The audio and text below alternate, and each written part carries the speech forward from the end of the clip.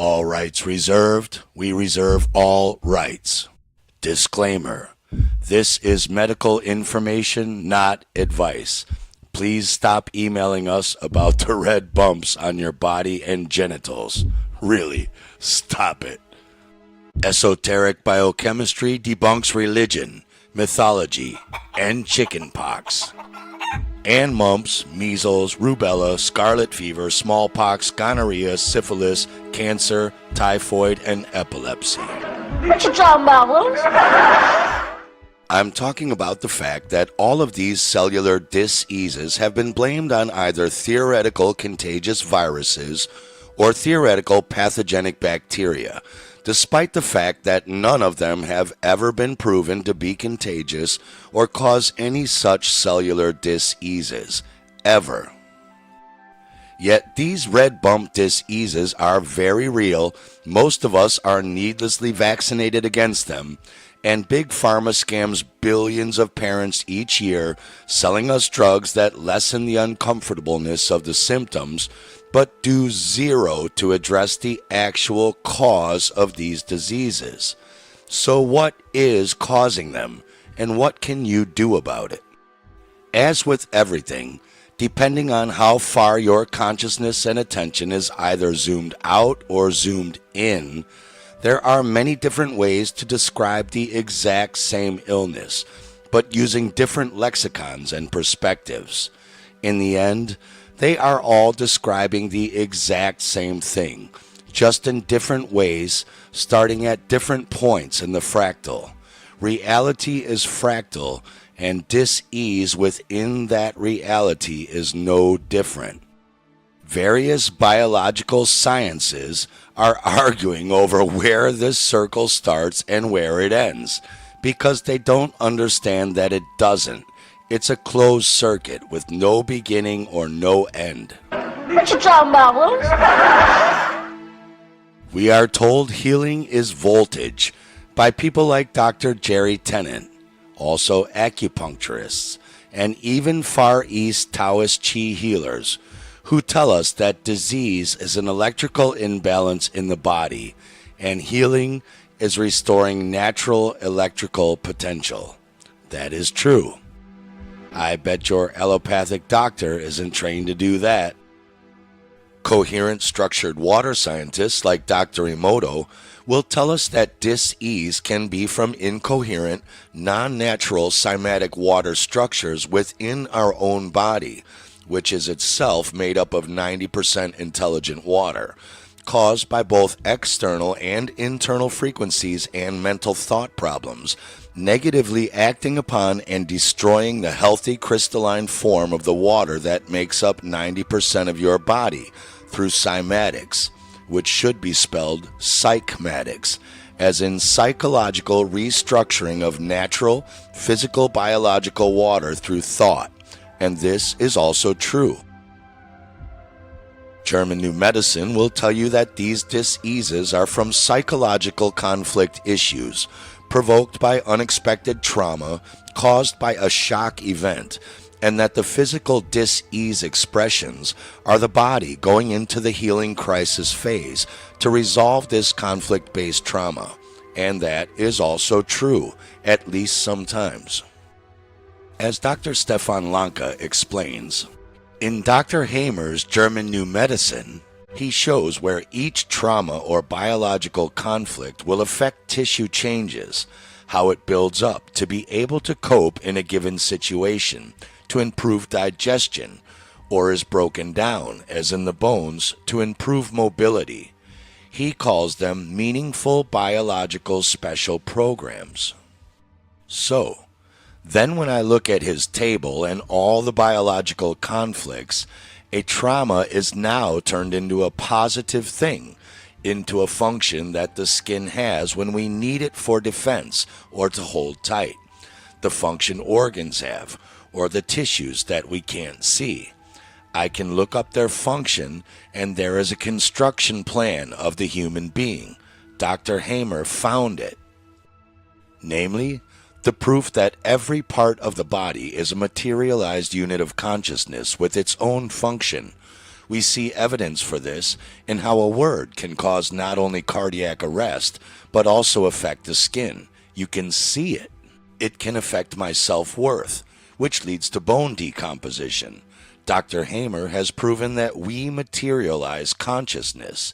He brought the spirit back into science and put it on a scientific foundation, because when someone has a symptom, I can tell you where you'll see a signal in the brain, or if I look at the brain, I can tell what's going on in the body. Here, the digestion or ectoderm like a bowl or a symbol for the upside down omega. Simple. When lightning strikes, then more digestion helps me. When the sun shines again, trauma solved, reversed. It works the same with the pericardium heart sac, the skin, etc. These are life principles that fit with everything living. Here, gold, full reduction force, digestion, is right in life's energy flow. Little pain in the healing phase, little fever. Here, a bit more pain further from the energy flow. Here, even further away, bone, tendon, muscles, they dissolve in a trauma. You are worth nothing. Unexpected bad news letter. You're fired. You are worthless or bullied and you can't stand it. The hip ulcerates and then builds up again in the healing phase. The same principles apply for contact. All the sensory organs, the outer skin, the lining of the vessels, checking you have enough oxygen, energy, heat, etc. And when the lightning strikes here, then the tissue breaks down to a thinner skin. And when I have contact again, like a child enrolls in school and feels ripped away from its mother, father, and siblings, and the skin is too thin, so straight away it builds it up again, and that is what we call measles. Nocebo and epigenetic scientists will tell you that what you are thinking is translated into physical body chemistry that will determine what you become, as the mystics have always taught, and that thoughts, whether they are right or wrong, are changing your cellular biology via sending them signals of threat by releasing chemicals into the blood to prepare those cells for a protectionary response, and that this signal can cause more than 90% of diseases. This is also true. Then we have various environmental, pharmaceutical, and vaccination poisoning events that can require extreme emergency detoxes through the skin. As Kate Sugak explains in her incredible film, The Truth About Smallpox. And is classified as toxic epidermal necrolysis. It is caused by toxic pharmaceuticals and other toxic substances. Just like smallpox, toxic epidermal necrolysis begins with fever and flu-like symptoms, and the mortality rate is usually as high as 30 to 70%. Thus, if we understand that the smallpox virus does not exist, it becomes obvious that flat-type smallpox is nothing more than a consequence of severe intoxication, that is, poisoning. In this connection, we cease to wonder why in the pictures depicting flat-type smallpox we see such symptoms mainly in people from former colonial countries, such as India, Pakistan, and African countries. Poverty, chronic malnutrition, exhaustion, psychological stress, water and food contamination, toxic drugs, the medical experiments to which they have been subjected, and other toxicological factors which are often present in these countries can lead to such consequences in large groups of people. And the legend of the virus and contagion is used as a cover for all these crimes and negligence. The same applies to the first two types of rashes, now called chickenpox and monkeypox. Chickenpox and monkeypox viruses have never been isolated, neither has the smallpox virus. In fact, they don't exist. This is why you can never eradicate smallpox, but only mask the same symptoms under a new label. Skin rashes are never the result of exposure to a mythical virus. They are the consequence of a detoxification mechanism that involves the skin. What happens is that waste products are thrown into our interstitial fluid, which enter the blood plasma due to hydrostatic pressure. This happens due to the accumulation of nutritional and metabolic acidic wastes, as well as various toxic substances. If these wastes and toxins have not been properly eliminated by our lymphatic system and the four main channels of excretion, urination, defecation, sweating, and breathing, our body removes these wastes through the skin tissue. This begins a process in which the skin fibers become tangled and bulging, creating congestion and swelling in the glands and lymph vessels, and then the waste begins to be expelled through the skin. The nature of the rash depends on what the body is trying to get out. For example, if you open a medical reference book on toxicology and look at the skin symptoms that occur with intoxication caused by various substances, it will become obvious to you how much our skin is involved in the detoxification process of these substances, and you can see the different nature of the rashes when exposed to different toxins.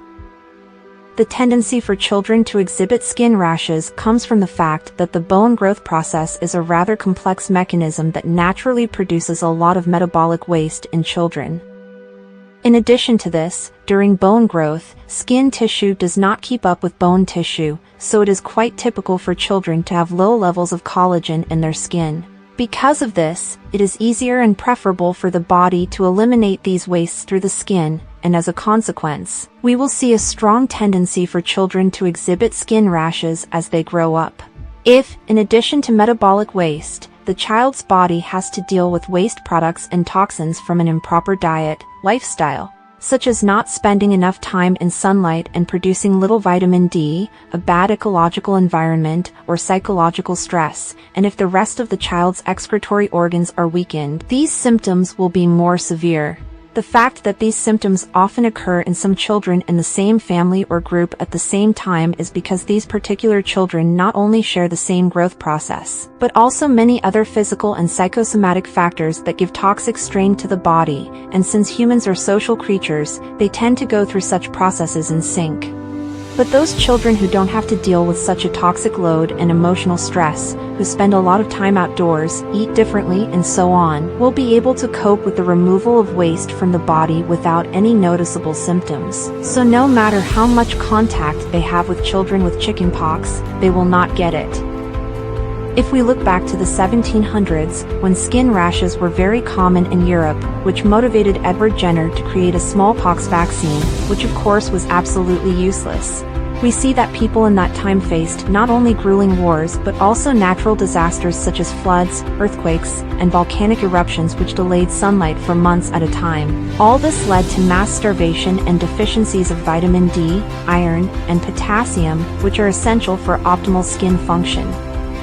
Combined with increased intoxication and psychological stress, it is not surprising that, at the time, the manifestation of severe skin symptoms, especially in children, was quite common. The medical establishment sells us the unscientific and never proven idea of the immune system that constantly fights the invisible terrorists that want to attack us in the form of bacteria, fungi, and viruses. We don't have an immune system. We have a cleansing and regenerative system. Our body is in a constant process of cleansing and repairing our tissues. This is one of the main biological programs we have, and bacteria and fungi are directly involved in this process, helping us to cleanse and repair our tissues. Public health will only improve as the quality of life improves. Your health is directly related to your quality of life. The fact that we continue to believe in the existence of viruses and in contagion does not allow us to look at the situation adequately and analyze why we actually exhibit certain symptoms. We don't know how to recognize the factors, both physical and psychological, that affect us negatively, so we can't eliminate them. We spend billions of dollars on mass vaccination programs, only to have those same symptoms then relabeled under a different label because the real cause of those symptoms has never been eliminated. To understand what caused any symptoms, whether it is just one person or a large group of people, we have to analyze what toxicological and psychosomatic factors were affecting people before the symptoms began. The more time you spend in daylight, the cleaner your diet is, the more fruits and vegetables you eat, and the fewer medications you take, the less your excretory organs will be overloaded. If you follow circadian rhythms, eat correctly, and lead as healthy a lifestyle as possible, you will notice that you get sick much less often, and you don't get sick when other people around you get sick. It is important to pay close attention to your emotional state. I highly recommend to have a look to the new German medicine materials if you want to learn to recognize the psychosomatic factors that affect your health. They all understand and are talking about the exact same thing, but are trying to claim they each found the unique beginning and end of an infinite connected circle. What circle? This one. A very ancient occulted biological science that predates all of them by thousands of years. You may know it as this, the zodiac, the inside of your human body mapped out in all its glory across the magnificent starry night sky in the northern hemisphere. This is not meant to insert just another perceived beginning and end point of an infinite circle, but rather to offer esoteric biochemistry as a possible unifying factor for all of these new sciences, to describe the biological phenomenon of the entire circle itself. In any electrical system, you need a closed path or closed circuit to get an electric current to flow. If there is a break anywhere in the path, you have an open circuit and the current stops flowing. We are electrical beings, and our bodies have multiple closed circuits and even some interconnected circuits. When there are problems with either electrochemical impulse imbalances, fuel to the power source, or even the power source itself, or deficiencies in the mineral-based body parts or hardware that make up these circuits, we can call this dis-ease. When there is a break in the circuits or the power source is cut off, we can call this death. If the warfare model known as the germ theory of dis-ease was correct, and nature was out to destroy all life with pathogenic microbes, as cartoon science loves to tell us, it seems absurd that there are 1.3 million identified species on this earth and an estimated 8.7 million more we don't know about yet. Clearly, nature is designed to thrive, not destroy itself with ever-multiplying and uncontrollable pathogenic microbes. What is interesting about esoteric biochemistry is that it doesn't really care if you believe in germ theory or terrain philosophy or any of the other theories for that matter. It eliminates the need to both fight over it or pharmaceutically medicate against it. In fact, though most of the adepts and biochemists knew better, as Dr. Perry said about Dr. Carey, he was not at all interested in the germ theory as a cause of disease. Deficient material for nature to work with and a general toxic condition constitutes the reason for physical and mental dis-ease and inharmony. But some of the early biochemists did believe in germ theory, as we see in this statement in 1893. Smallpox may be catching, but there must first be a deficiency in the blood of certain mineral salts of the one who catches it. However, they do admit that the real pathology of both smallpox and measles is the same, meaning they both have the exact same anatomic and functional manifestations, meaning smallpox and measles are the exact same disease with two different names, as is varicella or chickenpox, a third name for the exact same disease, as we will show you. According to cartoon science, if you draw the exact same amount of dots on two cartoon people in all of the exact same places on their bodies, but draw more dots on the head, hands, legs, and feet on one of the cartoons, and then draw more dots on the chest and torso of the other cartoon, you can now tell chickenpox from smallpox, even though they look identical side by side, meaning they have the same pathology, because they are the same disease expressing in different places in the body. We learned from Dr. Alfred F. Hess of New York in his letter to the Journal on October 1919 entitled Need of Further Research on the Transmissibility of Measles and Chickenpox, where Dr. Hess stated, I have just read the abstract in the Journal of Dr. Sellards of Johns Hopkins article on the insusceptibility of man to inoculation with blood from measles patients. It is remarkable that Dr. Sellards was unable to produce this highly infectious disease by means of the blood or the nasal secretion of so-called infected individuals. Not long ago, however, I had a similar experience with varicella or chickenpox. Thus, we are confronted with two diseases, the two most infectious diseases of the endemic diseases in this part of the world, which we are unable to transmit artificially from man to man. And this is exactly what happens when doctors are taught the germ theory. It's like a soccer mom trying to figure out why the car engine won't turn over, even though there's a full tank of gas in it, to use a sexist example. How dare you! Biochemistry is not so overly concerned with what external or internal factors are causing the cellular, fluid, or tissue dis-ease, but rather with what is actually happening inside of the body because of them. And unlike Big Pharma, which profits trillions of dollars by keeping people sick on synthetic drugs that only suppress the body from healing or stop us from feeling symptoms, but do nothing to permanently prevent or cure the disease itself, biochemistry is concerned with you giving your body the minerals, air, structured water, and electricity it needs to electrochemically heal itself normally and comfortably, without your body having to resort to more extreme emergency detox measures, which can be painful and sometimes damage the body in the healing process. Physician, heal thyself. Jesus was correct, but you cannot heal thyself unless you comprehend what is wrong with thyself, and this is why Big Pharma cannot heal anybody. They are the real quacks who operate under false materialistic pseudoscience. Ancient alchemy is not a bunch of guys literally trying to find the philosopher's stone so that they can turn base metals like mercury into gold. It is a metaphor for what happens inside a living being when dead inorganic mineral salts are combined together with protoplasm and become living organic material. Cell salts deficiency.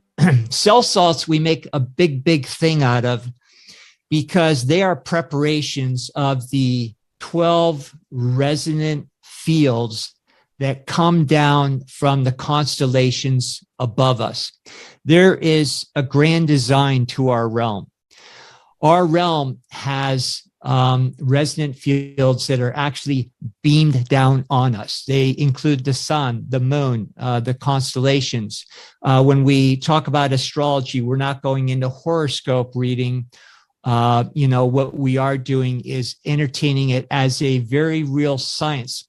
If you go into cymatics, as we've already mentioned today, cymatics is simply like what the Native Americans would do. They would stretch a buckskin, put some sand on it, and they would play some music and watch geometrical forms, coalesce on the buckskin. The Tibetans did the same thing. They understood that those resonances that they could isolate would always, every time, create a specific geometry.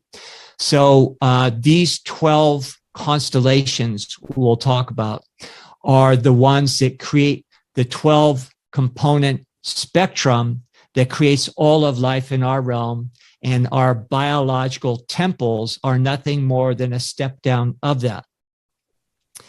And these 12 cell salts are like the little elements or inorganic elements or combinations of things like potassium sulfate and so forth, that then are able to be capacitors for those larger resonances that are beamed down, and not from solid planets, but from plasma fields, much different than what we're taught by NASA with their CGI pictures.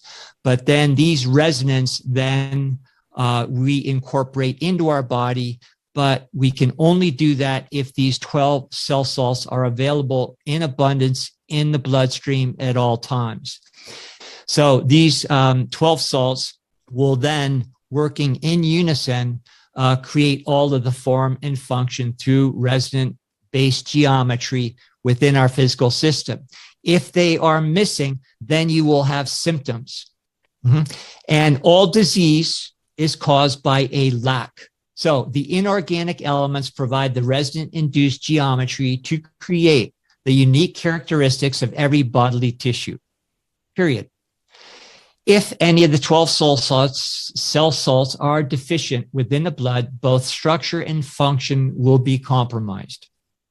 Deficiencies alert with typical unpleasant sensory feedback as an opportunity for early onset correction.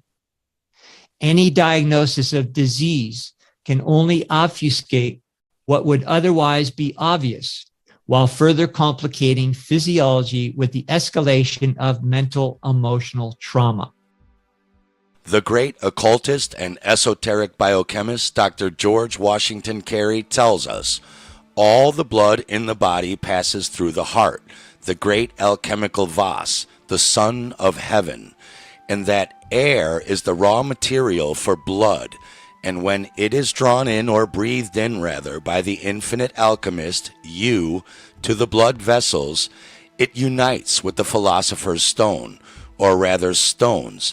It unites with the 12 mineral salts of the body, and in the human laboratory, this creates blood.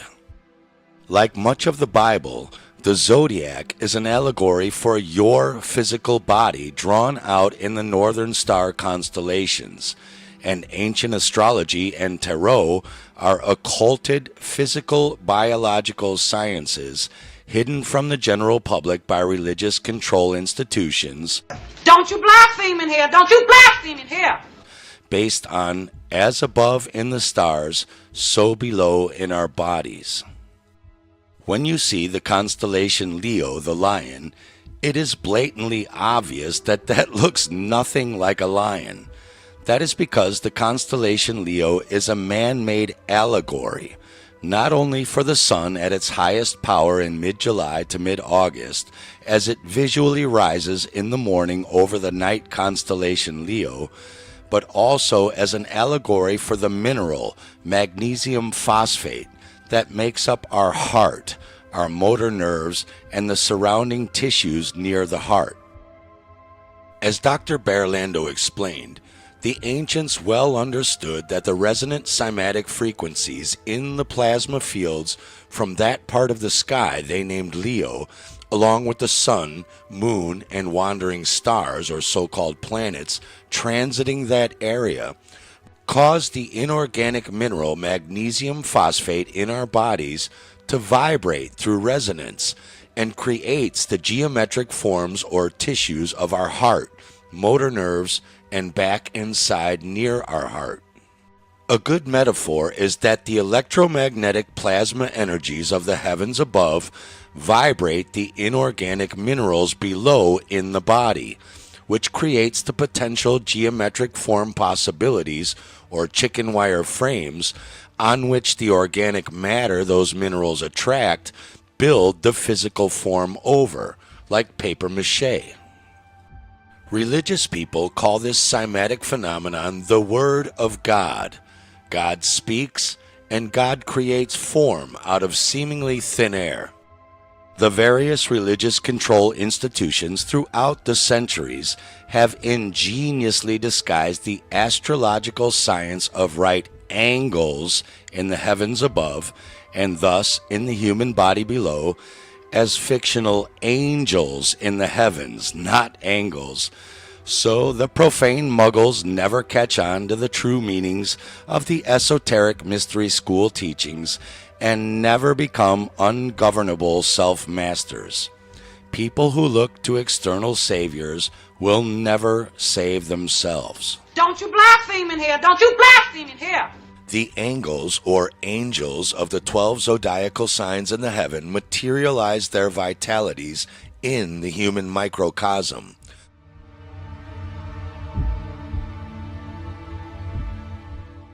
Through the operation of chemistry or energy creating, the intelligent so-called molecules of the divine substance of minerals, air, water, and thought electricity make the spiritual world physical flesh.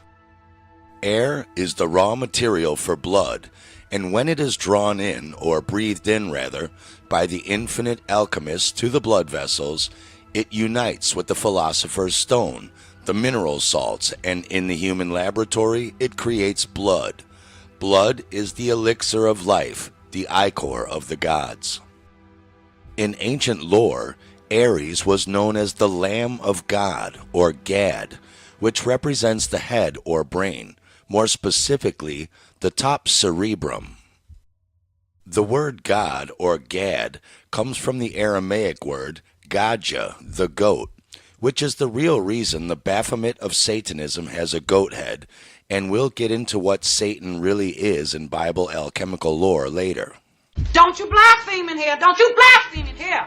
It is obvious to see why the ram was chosen by the ancients to symbolize the power of the upper part of our cerebrum, and it is equally as obvious why the astrological glyph representing the cerebrum and its symbolic constellation Aries looks identical to ram horns. The brain controls and directs the body and mind of man. The brain itself, however, is a receiver operated on by so-called celestial influences or angels, and must operate according to the directing force or intelligence of its source power, no different than your car radio picking up radio stations.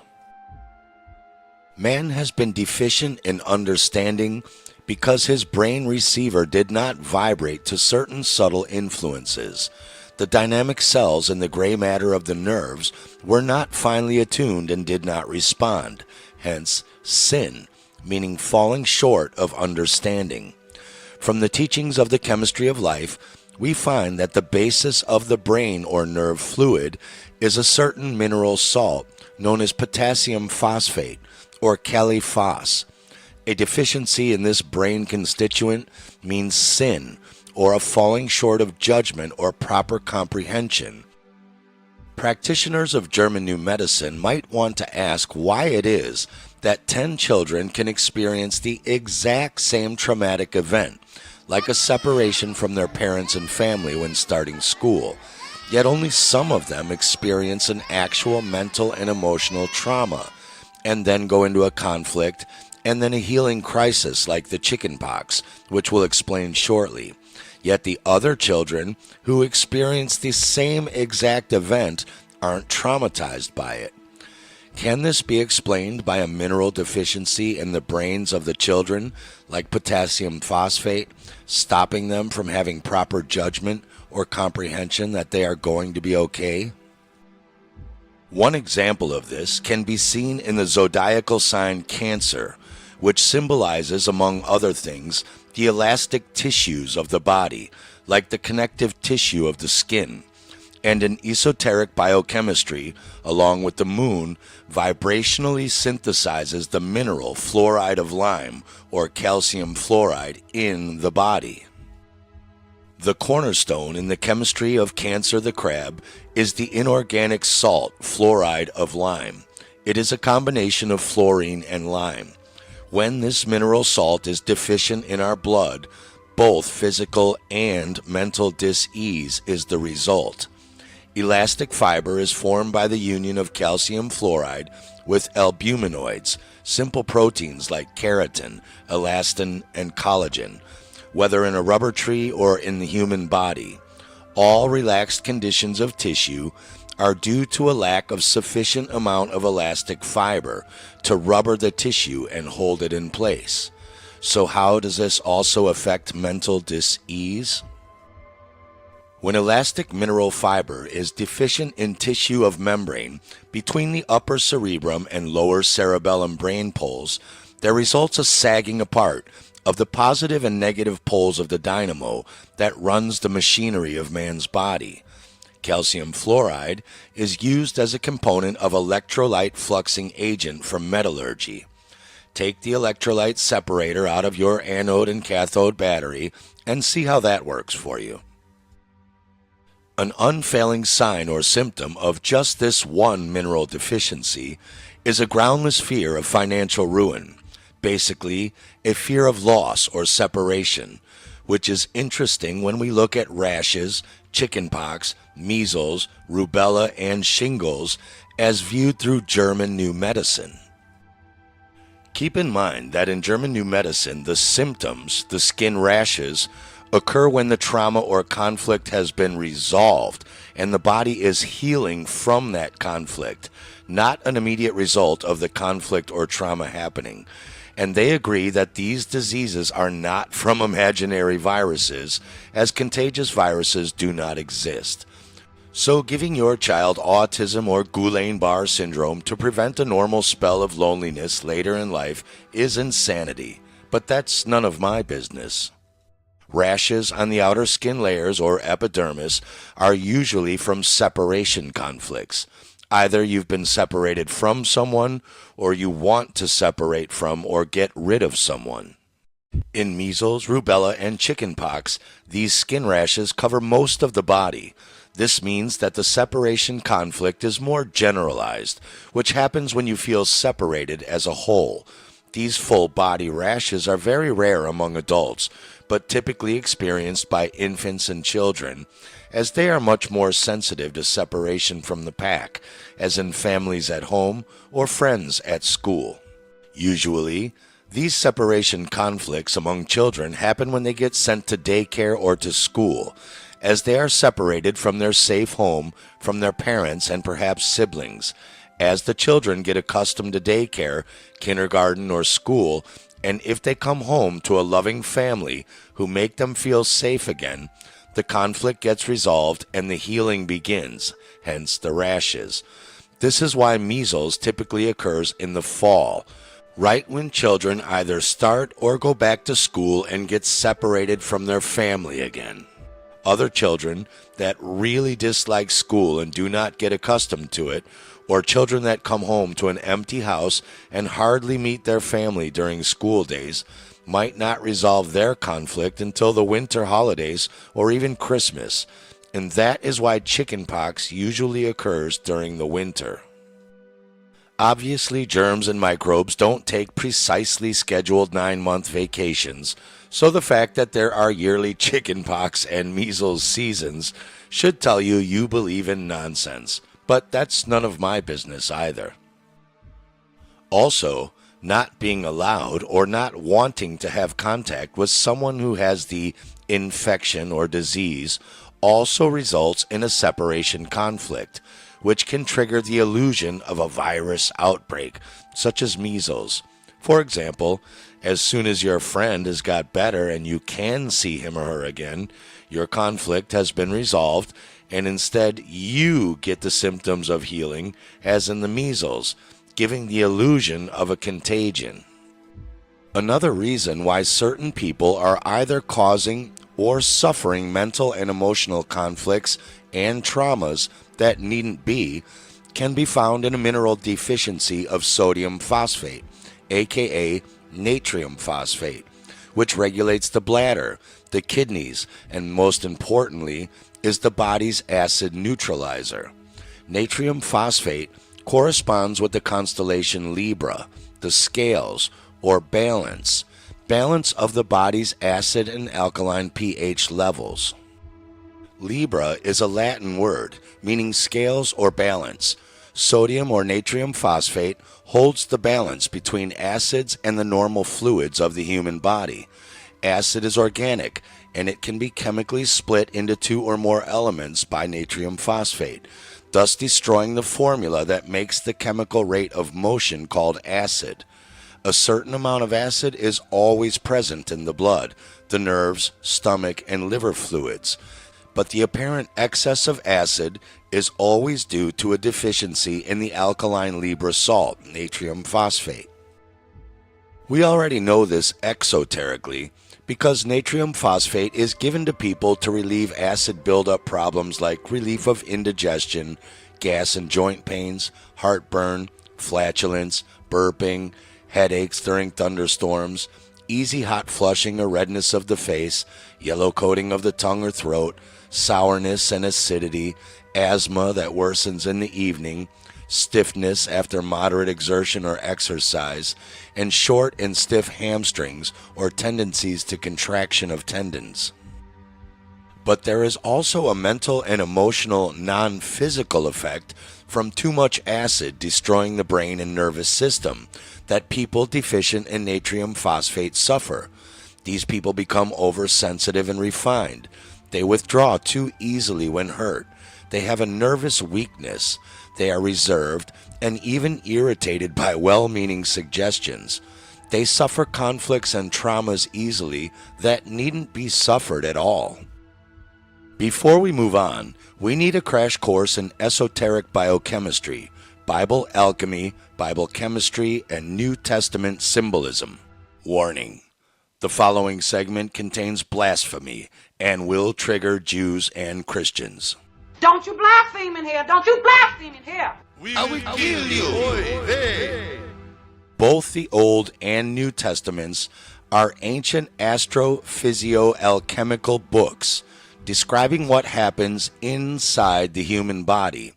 And long before there were hieroglyphics, cuneiform, or writing, the ancients wrote it in oral stories and mythologies in the ever-fixed stars above every night.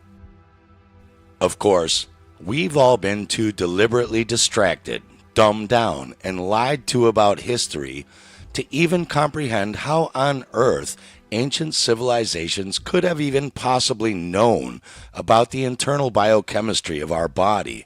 But that doesn't change the overwhelming esoteric evidence that they did.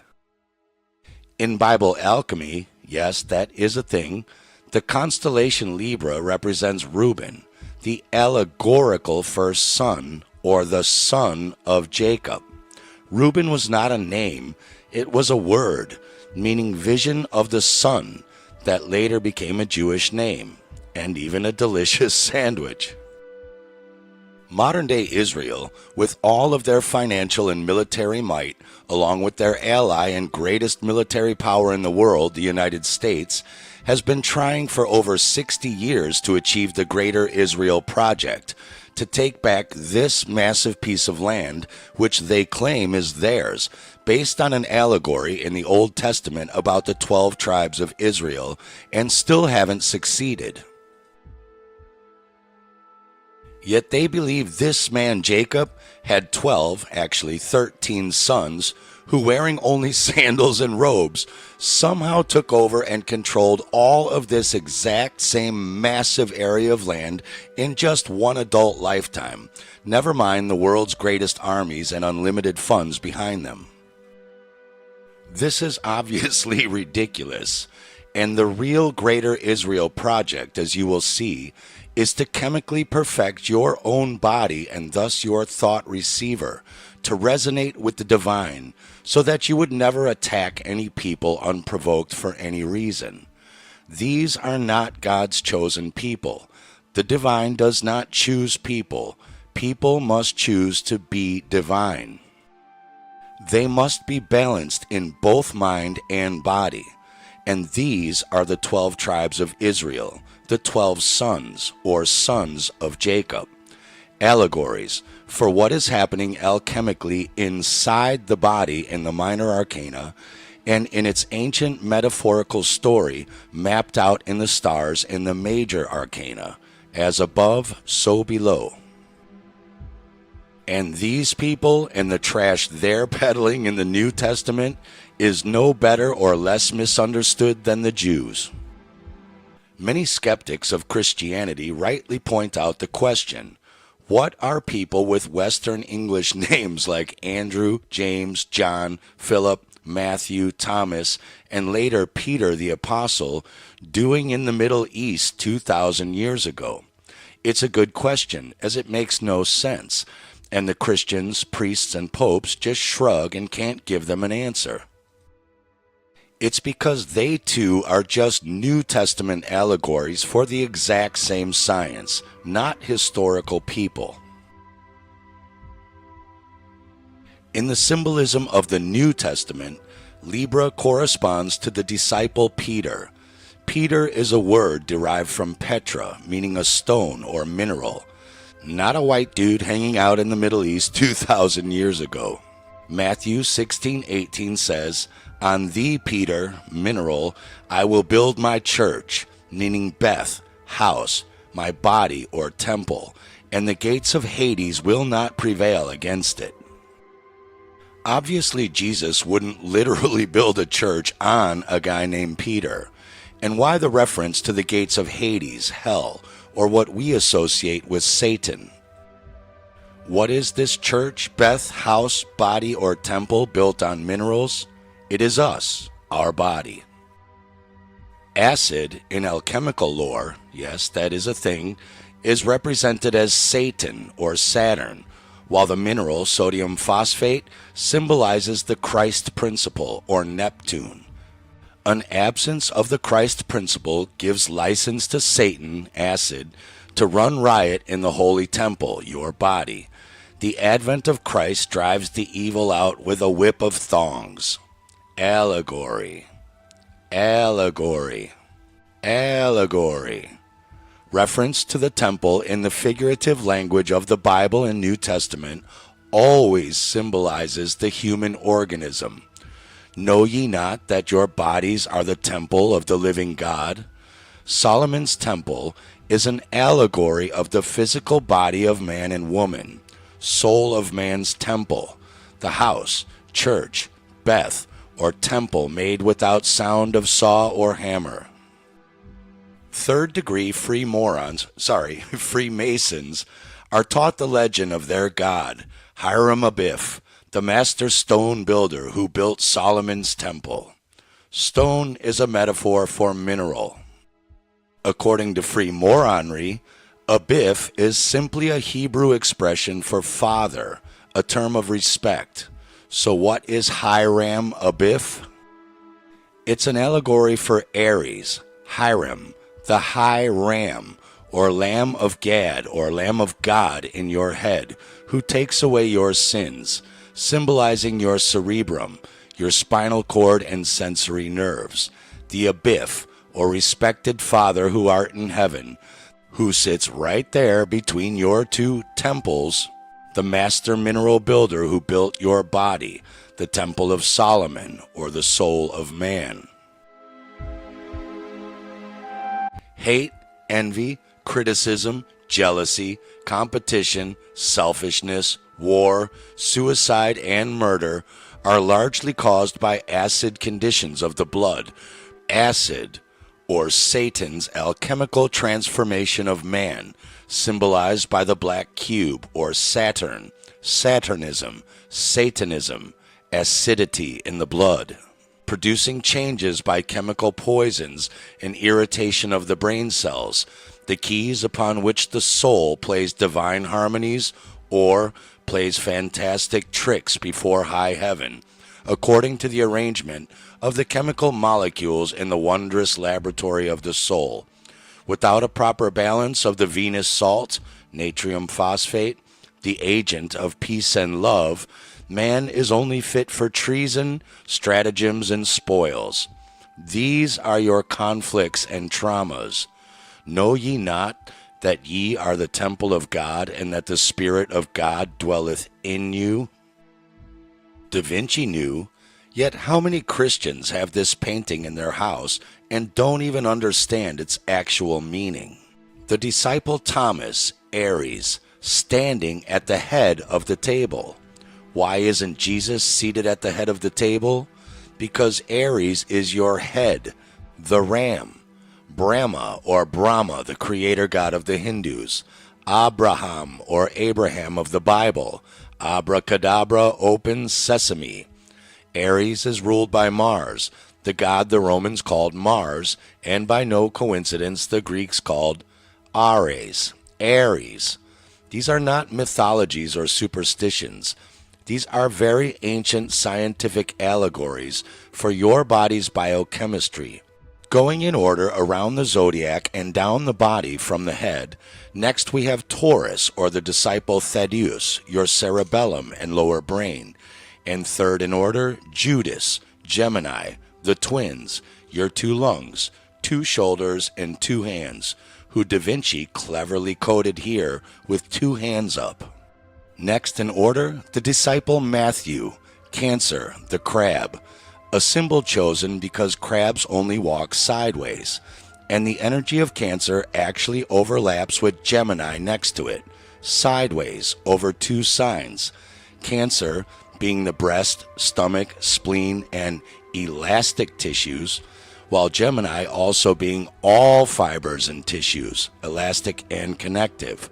So Da Vinci cleverly codes him leaning sideways like a crab over the disciple Simon, or Leo, the heart and motor nerves in the body, to talk to the disciple Bartholomew, or Virgo, the bowels and solar plexus. But does that look like a bloke named Bartholomew to you? This is my mother, Mrs. Exposition. How do you do? My God, man, what have you done? That's not your mother, it's a man, baby! Yeah, come on. Why won't this wig come off? Once again, Da Vinci has drawn a woman to show that that is clearly Virgo the Virgin Mother, not a historical disciple of Jesus. Thousands of years before the alleged birth of Jesus, in ancient astronomy, the first constellation of Virgo is Coma, the Virgin, sitting on a throne on the right-hand side of an infant boy she is nourishing, whose Hebrew name was Iesu, or Jesus, with the signification Iesa, which in Greek is called Christos. Yeah, that guy. And on around the zodiac it goes, and down the human body to the feet and toes. That is your real Da Vinci Code, not this BS.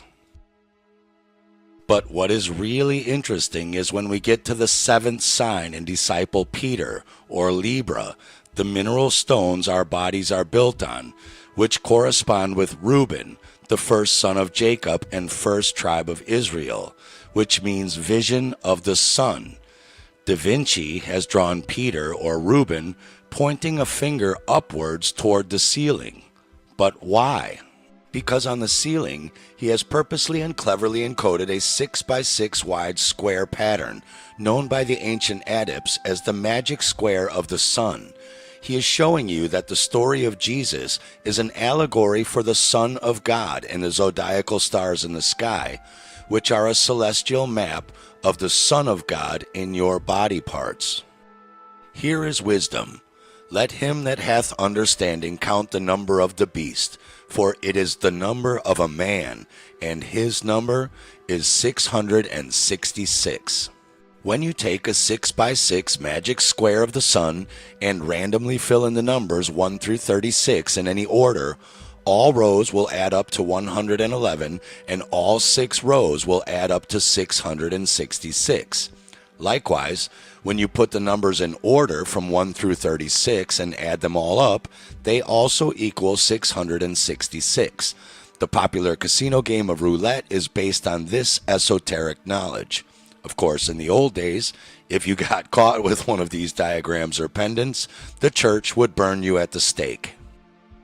So they started telling people 666 is the devil, when really it is just the magic square of the circle's sun, the beast of Revelation that rises in the east every morning out of the constellations in the night sky that represent man's body parts drawn out in the heavens, as well as man's body itself, the word of spirit made flesh. For it is the number of man, not the devil. All Roman crucifixions were done on capital T-shaped crosses, so you had to hold your own head up until your neck collapsed and you choked yourself out. And the church doesn't want you to know that their cross is really a symbol for the sun's oblong analemma through the sky every year, where we get the infinity symbol, and why its literal glyph, the number 8, is the symbol of infinity. Because the sun does this forever and ever every year. There's nothing mystical about it.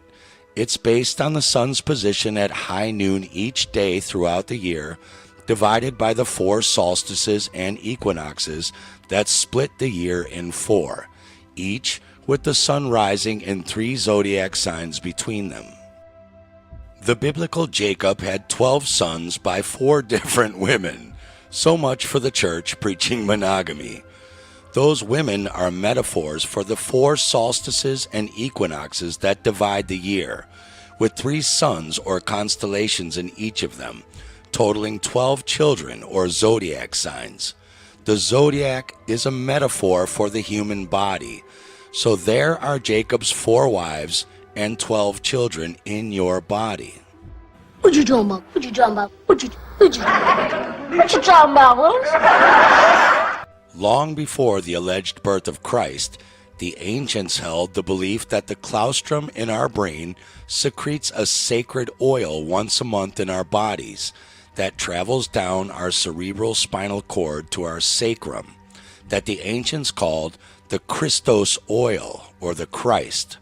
Today, many still celebrate it as Santa Claus or claustrum, coming down the chimney with presents, but have no idea where that tradition really comes from.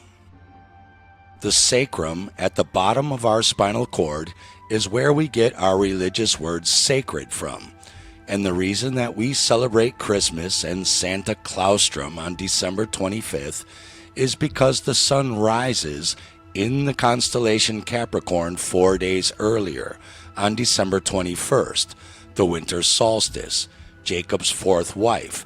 And the constellation Capricorn is not only a metaphor for our digestion, bones, knees, and albumin, but the sacrum, Christmas, the Christos, or Christ oil, arriving down the spinal cord in our sacrum. That spinal cord has 33 vertebrae. Christ dies at age 33, an allegory.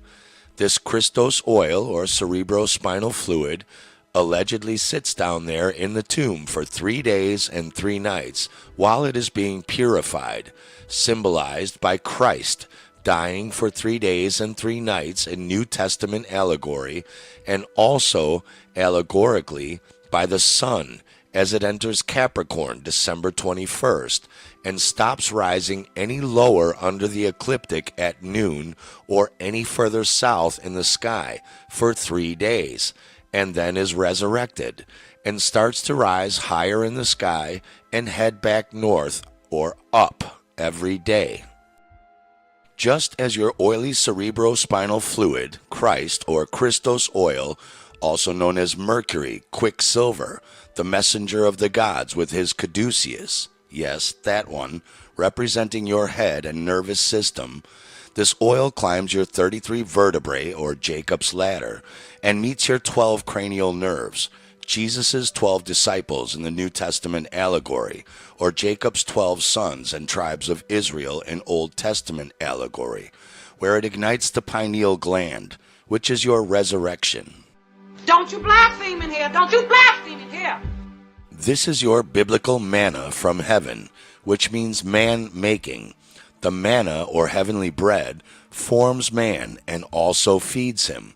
The brain, or cerebrum, is the first and most important gland in the body. The essence it creates flows through all the other glands, but each gland consecutively differentiates its fluid. The allegorical Moses' people were not literally picking up some magical substance from the ground left by the morning dew and making actual magical bread out of it. That is an allegory.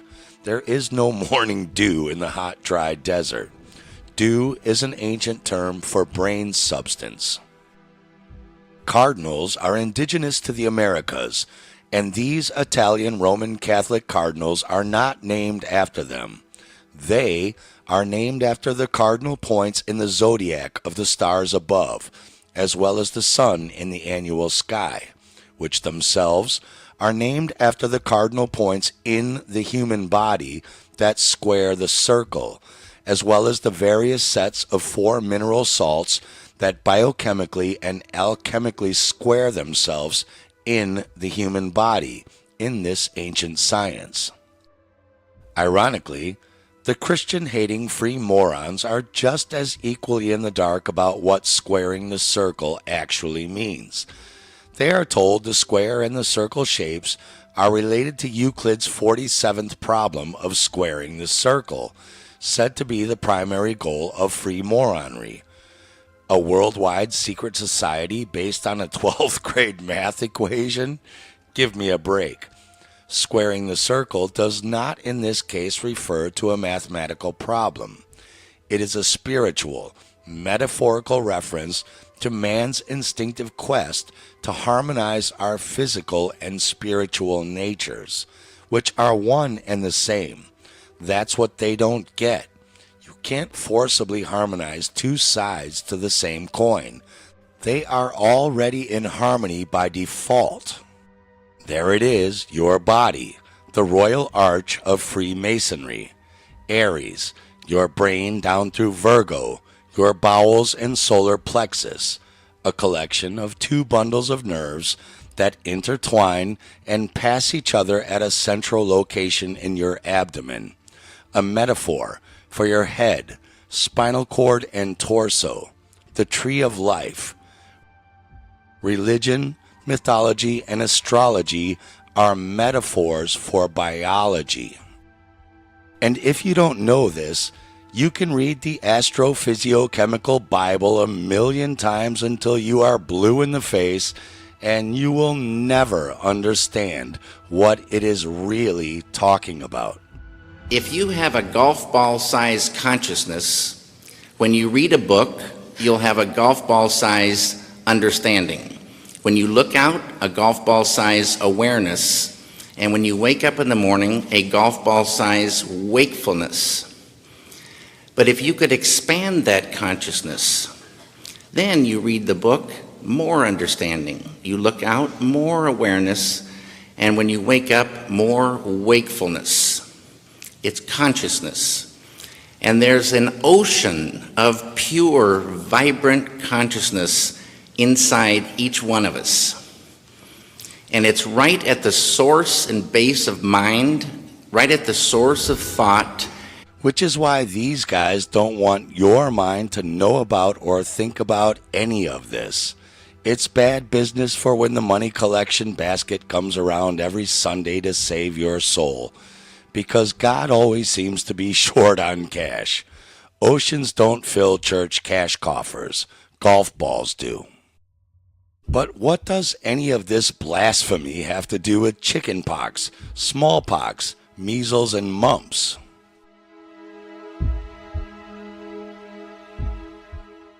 When we know that a deficiency in the mineral cell salts of the blood causes the symptoms that medical ignorance has dignified and personified with Latin names of diseases that nobody knows the meaning of, we will know how to heal scientifically by the unalterable law of the chemistry of life.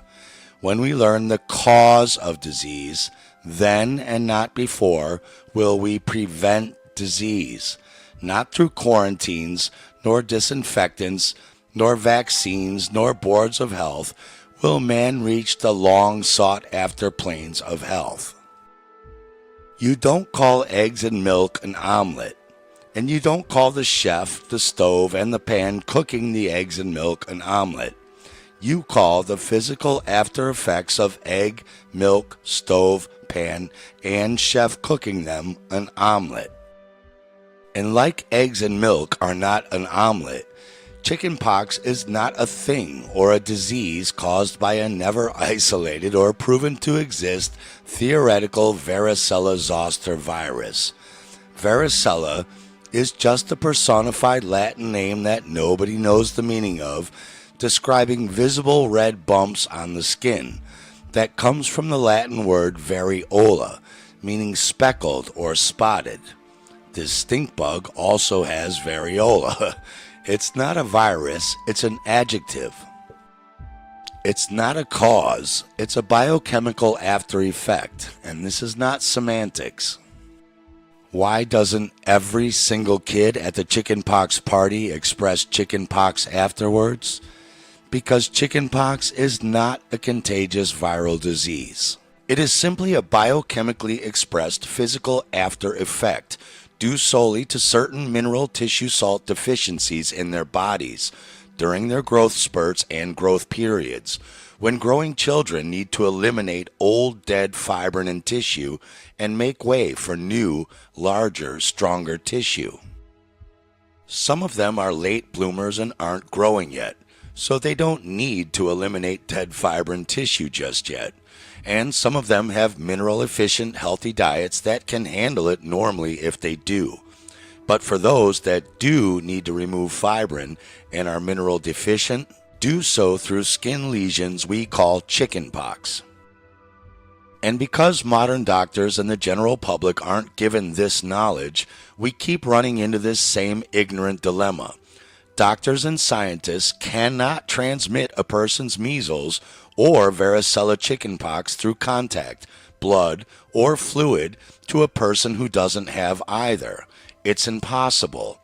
As Dr. Alfred F. Hess stated here regarding Dr. Sellard of Johns Hopkins' failed measles transmission experiments, it is remarkable that Dr. Sellards was unable to produce this highly infectious measles disease by means of the blood or the nasal secretion of infected individuals.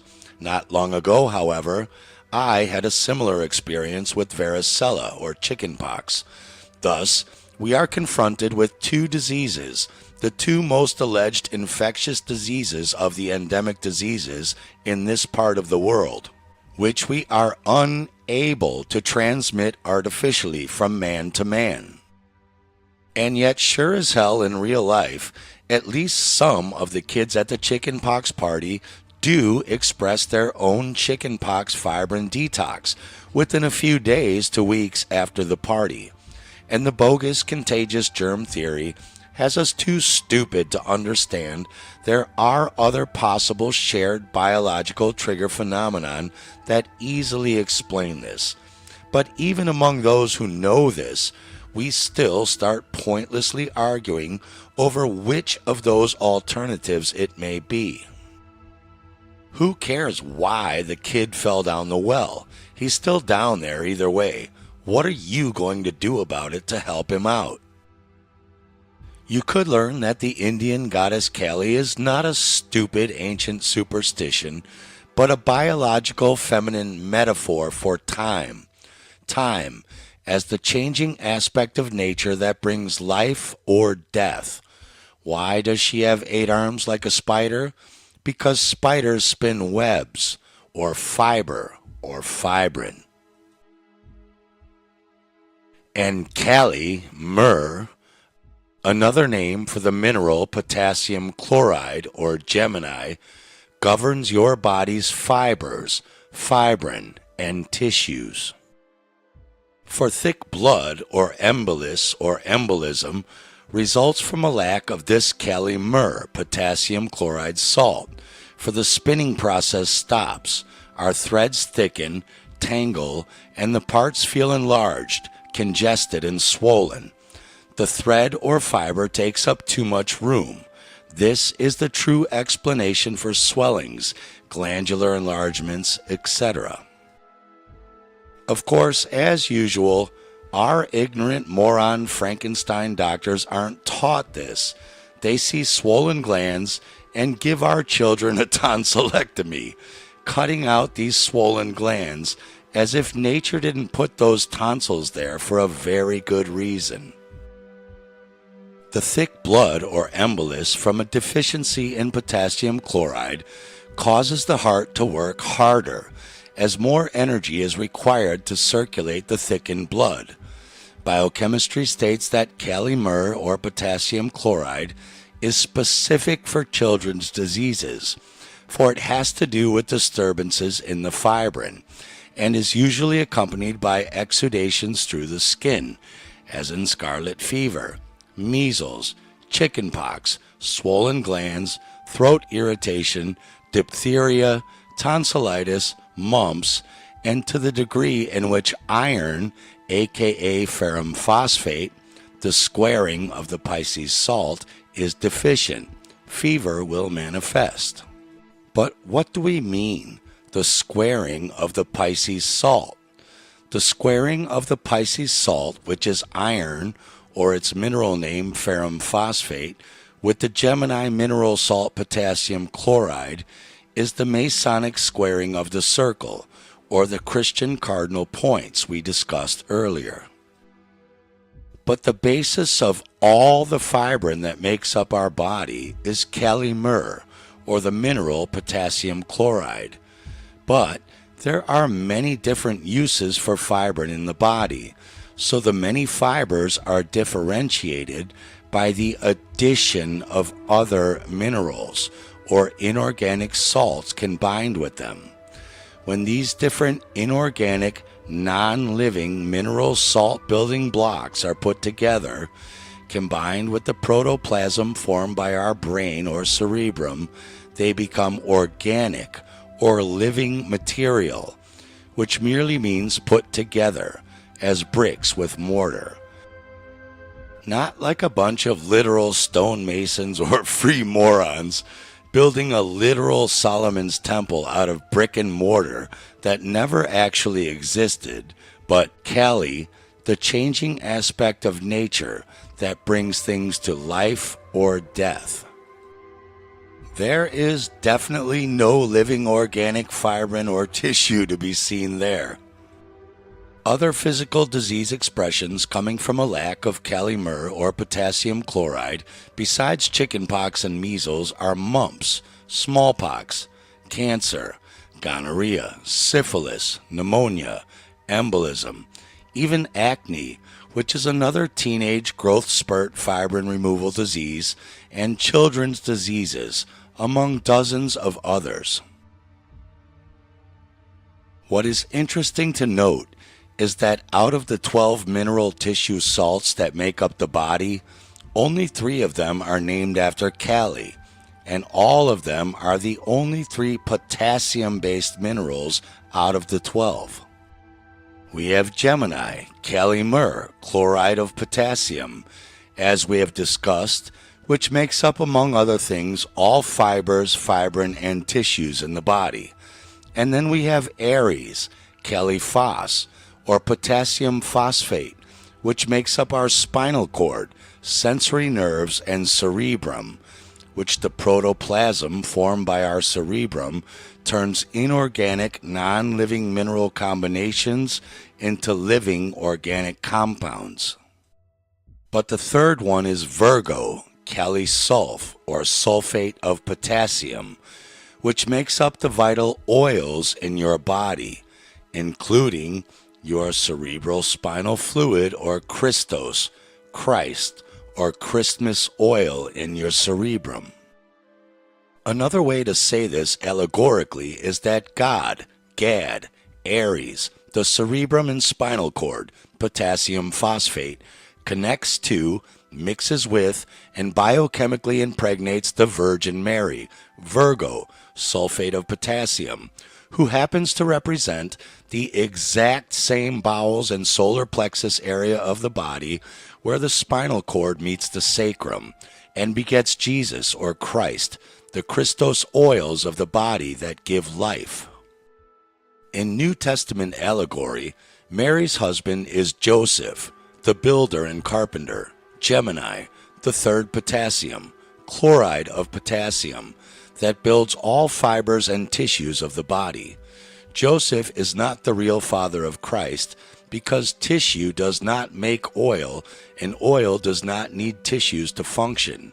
Tissues need oil to function and maintain their elasticity and flexibility. Joseph accepts Mary's son because Joseph needs Mary. Mary doesn't need Joseph. Mummy needs his mommy or mum, Mary, oil. Of course, if you've never been taught this scientific biochemical allegory, the Bible sounds more like this. I listen to the religious stories. Jesus, Mary, Joseph. And I hope it is true. Right? For Joseph's sake. Right? I respect that guy's faith, the strength. That guy's faith. Right? What a mentally strong guy Joseph must have been. Right? He's in a relationship. They have never had sexual intercourse. But one day, his missus announces that she is pregnant. And as far as I'm aware, Joseph calmly let her explain, right? Not a... He never raised his voice, he never punched a wall. Because Joseph had faith. And Mary explained that the father of the child was in actual fact God. And God had sent his only son to Mary for her to give birth to, so that his only son could go on to save the world from its sins. However, I would just have liked if the Bible had elaborated ever so slightly on that entire episode. In particular, the chapters where Joseph the carpenter breaks his news to the rest of the building site.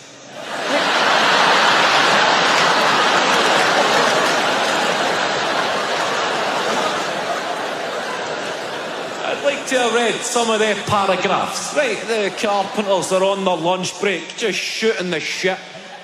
And then Joseph tells them, oh, so Mary's pregnant. They were probably high-fiving him. Fucking yes, Joe. Shagger, yes, Joe. Go give it a club, Joe. Fucking wee Joe, yes, Joe. But then Joe puts a dampener on the enthusiasm by saying, no, the baby is not actually mine. What the fuck, Joe? The carpenters think they're going to have to go and fucking leather somebody. And then Joe would say, no, the baby actually belongs to God. And God has sent his only son to Mary so that Mary can give birth to his only son. And his only son can go on to save the world from its sins. And it was on that building site where the concept of atheism originated. It was not ancient Greeks or academics or scientists or intellectuals or Richard Dawkins. It was workies who had the awakening by saying, Joe, she sounds like a fucking psycho. Because the bottom of the Aries cerebral spinal cord ends down here at the sacrum, which is a bone that is physically located down in the bowels and solar plexus area of the body, and Virgo is the allegory for that part of the body where the Christ oil is purified and the sacrum bone is located, but the actual physical sacrum bone itself is allegorized by Capricorn. So we get ignorant religious scholars and professors fighting over the birth date of Christ because they've been taught he's a real historical figure and not a biochemical allegory. It's like mistaking the city of Denver for the state of Colorado just because it's located in Colorado. So yes, if you take the human body metaphor, the Christ oil is born in the sacrum or Capricorn, which starts December 21st. Capricorn means goat or goat fish, and its astrological symbol is the goat. Christ is born in a manger with the goats, Capricorn.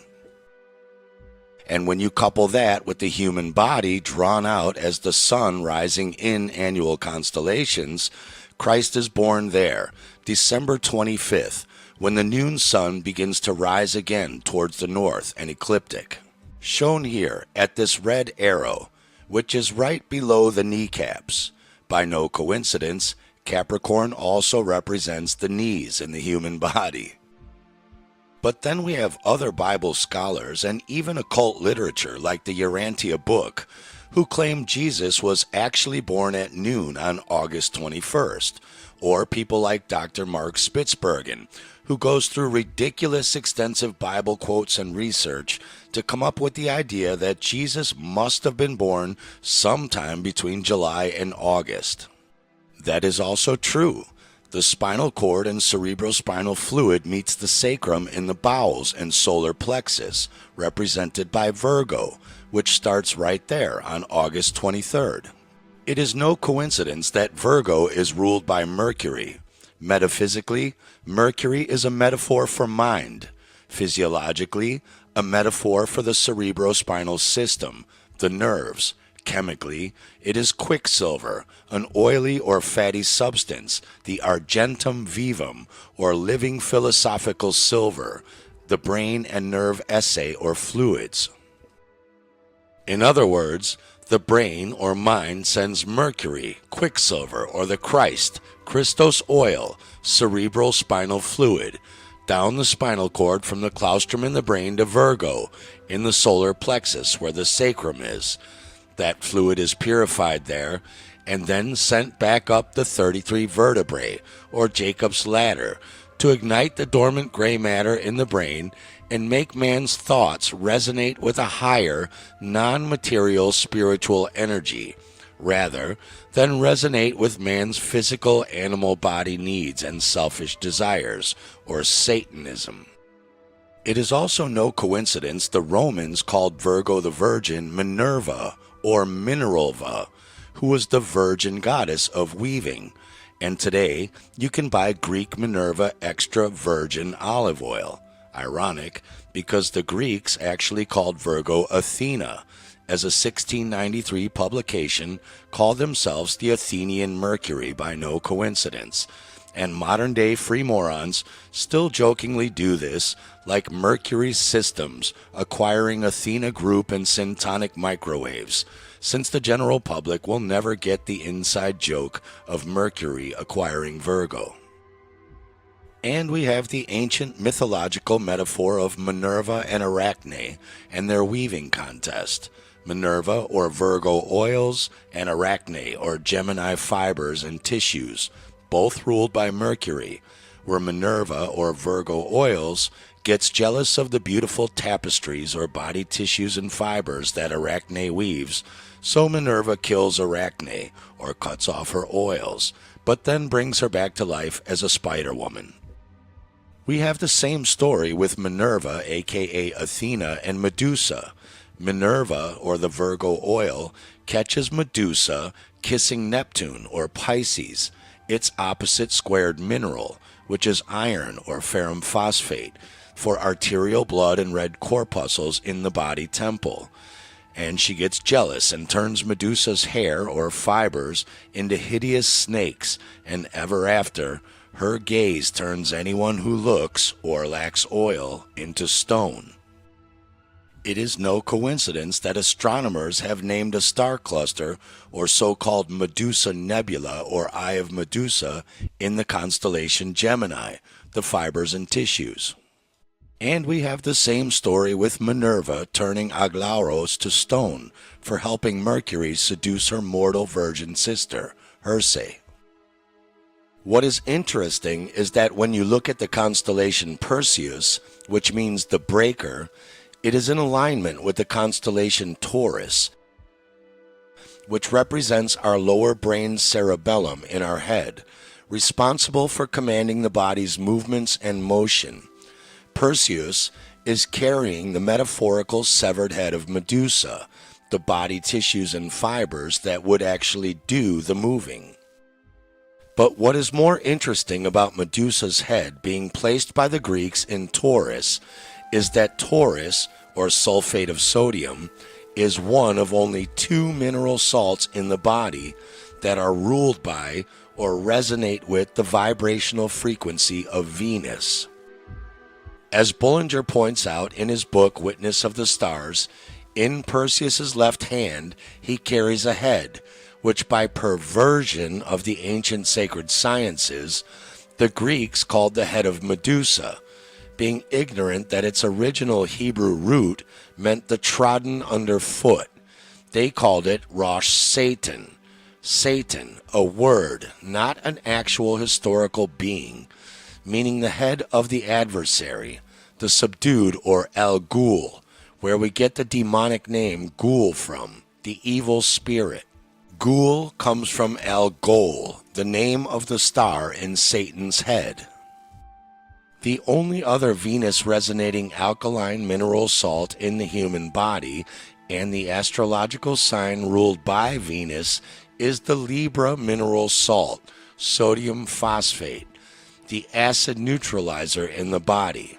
As we covered earlier, Acid in alchemical lore is represented as Satan, which is why when you stress too much or run too much and get lactic buildups, your muscles or body tissues become stiff, cramped, they seize up and fail to move freely if your body is lacking in the venous acid neutralizing mineral salt, sodium phosphate, or Christ. Once again, this gives license for acid or Satan to run riot in your holy body temple, causing evil or the devil. Lucifer is one of various figures in allegorical folk lore, not an actual historical factual being associated with the planet Venus, and was ignorantly absorbed into Christianity as a name for the devil or Satan. This is an allegory for what is happening biochemically in a mineral nutrient deficient human body. Don't you blaspheme in here. Don't you blaspheme in here. Oh, I'm gonna blaspheme up in here, girl, and there's nothing these Twinkies or these Twinkies can do about it. You'll never know your enemy because they already know your religious beliefs, because they made them up for you on purpose, to make sure you'll falsely assume that what they believe in is what you believe in. Your literal supplied versions of Satan and Lucifer as beings are not even close to their occulted allegorical meanings of Satan and Lucifer. They're as different as apples and oranges, so they just laugh at you, because they never gave you the esoteric knowledge to figure out what their symbols really mean or what they really know and hide from you in order to control you. But I digress. Back to your Virgo oils. It is very interesting to find that the Middle English word for marrow is Mary. Marrow is the highly vascular, soft tissue which fills the cavities of most bones. As the marrow of the long bones is said to contain 95% fat, it will be seen that it is practically a thick oil. Mary, marrow, oil, fat, and Virgo are all synonymous. In nature, quintessence, or the fifth element, allocates with ether, which has a powerful attraction for oil, its material counterpart in the human body. Thus, combustion is caused. But it must be remembered that oil varies in quality in each individual, just as many grades of oil are found in the earth. As compared with oil in other parts of the body, that in the spinal canal is the most refined oil. The Christ, Christos, the good stuff. For those into gematria, in Hebrew the letters I, Y, and J are all the same, so the word oil can be spelled O-Y-L instead of O-I-L, which gives us 29. 9 plus 2 equals 11, the reverse reduction value, and 11 is 1 plus 1, which equals 2 in full reduction numerology. 2 allocates with the second letter of the Hebrew alphabet, or Beth. Virgo is Bethlehem. Mary, the bowels, solar plexus nerves. Oil, sulfate of potassium. August, where Mary gives birth to the Christ in Bethlehem in August. In Tarot, the letters that spell the word oil mean O, the entrance of the Holy Spirit or ether into physical matter, its visible manifestation from the invisible. I, potential force, or as the Hindus call it, Vishnu, the preserver, and L, or Lamed, meaning the expansive movement of a balanced nature. All three letters combined literally mean the visible manifestation of energy, oil. Oil is truly a fuel, a solvent, a lubricator, and a purifier for man's body, as well as for machinery. Oil preserves our bodies and our machines, and it's no accident the word equals the Hebrew letter Beth, or Bethlehem, Virgo. There she is, drawn out by ancient man in the stars above. The ancient name for the sign Virgo in Hebrew, long before Jesus was allegedly born, is Bethula, which means a virgin, and in Arabic, Bethula means a branch. The two Hebrew and Arabic words are actually connected, as in Latin, Virgo, which means a virgin, and Virga, which means a branch. But how are they connected? Virgo the Virgin is holding a branch in her left hand, and you can find it because the brightest star in the constellation, Alzamach, is located in the branch she is holding, not the woman herself. The brightest star in Virgo has an ancient name, handed down to us in all star maps, in which the Hebrew word Samek, or branch, is preserved. The star in Arabic is called Al-Zimak, which means also the branch. I apologize to the Jews and Arabs for butchering their language pronunciation, but what branch are they talking about? Virgo is the solar plexus, the large network of sympathetic nerves and ganglia located in the peritoneal cavity behind the stomach and having branching nerve tracts right where the sacrum is located. There they are. You can see them in red and yellow. They look just like a system of branches coming off of a root stem. Oil's value as a medicine was well known by our ancients. Its recognition as a neutralizer of poison is proved by the following quotation from the Odes of Horace, like poison loathes oil. It was proven in the early 1900s that leprosy can be cured by the use of a certain oil. In old age, the human body is very low in oil, a simple potassium sulfate deficiency, and hence looks dry and shriveled. Skin, hair, intestinal tracts, and bones, bone marrow, oil, all require their full quota of oil. The fluid of the lymphatic system must have sufficient oil. It is said that the oceans contain enormous quantities of sulfate of potassium, in addition to the other three combinations of this potassium salt. But it is also found fossilized in alluvial soil from flowing stream and river deposits. The German agricultural and biological chemist Liebig stated in the mid-1800s that potassium is the essential alkali of the animal body, and this is true of the human body. In combination with sulfur, it forms oil, or Kali-sulf, potassium of sulfate. It is said that the body of sheep contain a huge quantity of this salt, which may be the reason why mutton fat is supposed to possess enormous healing qualities. Sheep are said to excrete a very great quantity of potassium in their perspiration, and 1/3 of the weight of raw merino Spanish sheep meat and wool consists of potassium compounds. I grew up Roman Catholic and sat in church every Sunday with these sheeple, pun intended, cluelessly singing, "Lamb of God, you take away the sins of the world, have mercy on us." And this moronic shepherd leading the flock of sheeple was none the less wiser than I was about what we were really singing about. Aries, your cerebrum, the ram or lamb of God, the alpha, and the beginning of your spinal cord down to Virgo, the omega, the sacrum. I am the alpha and omega.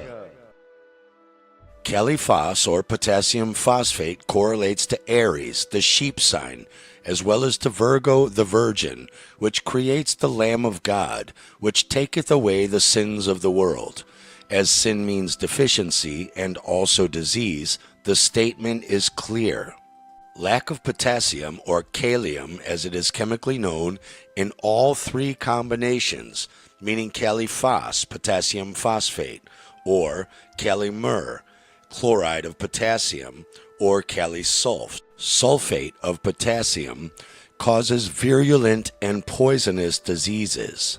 not little meaningless dead cell debris particles arbitrarily named viruses that have never ever been found in the real world outside of a virologist's poison petri dish and electron microscope tissue destroying preparation procedures which create these meaningless, non-disease causing little particles. In fact, the word virus literally means poisonous fluid, not a little theoretical particle. Of the three potassiums in particular, those deficient in the Virgo salt potassium sulfate or Kali-sulf suffer most from virulent and poisonous diseases. They are also easily poisoned by tainted foods and pharmaceutical medicines. As potassium sulfate acts as a fuel, deficiency in it will cause a person to feel suffocated, shortness of breath, and he suffers greatly under certain atmospheric conditions, which we call flu season. Of course, these idiots call that COVID, and instead of simply filling you up with iron or ferrum phosphate combined with potassium sulfate so you can breathe again and send you home with a smile on your face, instead they throw you on a ventilator by paralyzing you with a toxic drug so you can't remove it, and then pumping you with more poisons like midazolam and remdesivir. And then they dance around on TikTok while your loved ones watch you die through the window. And here's the big secret. Angels or angles of the so-called planets or wandering stars cause effects and influences on the vibration and geometry of the minerals that make up our bodies, our blood, and our corpuscles.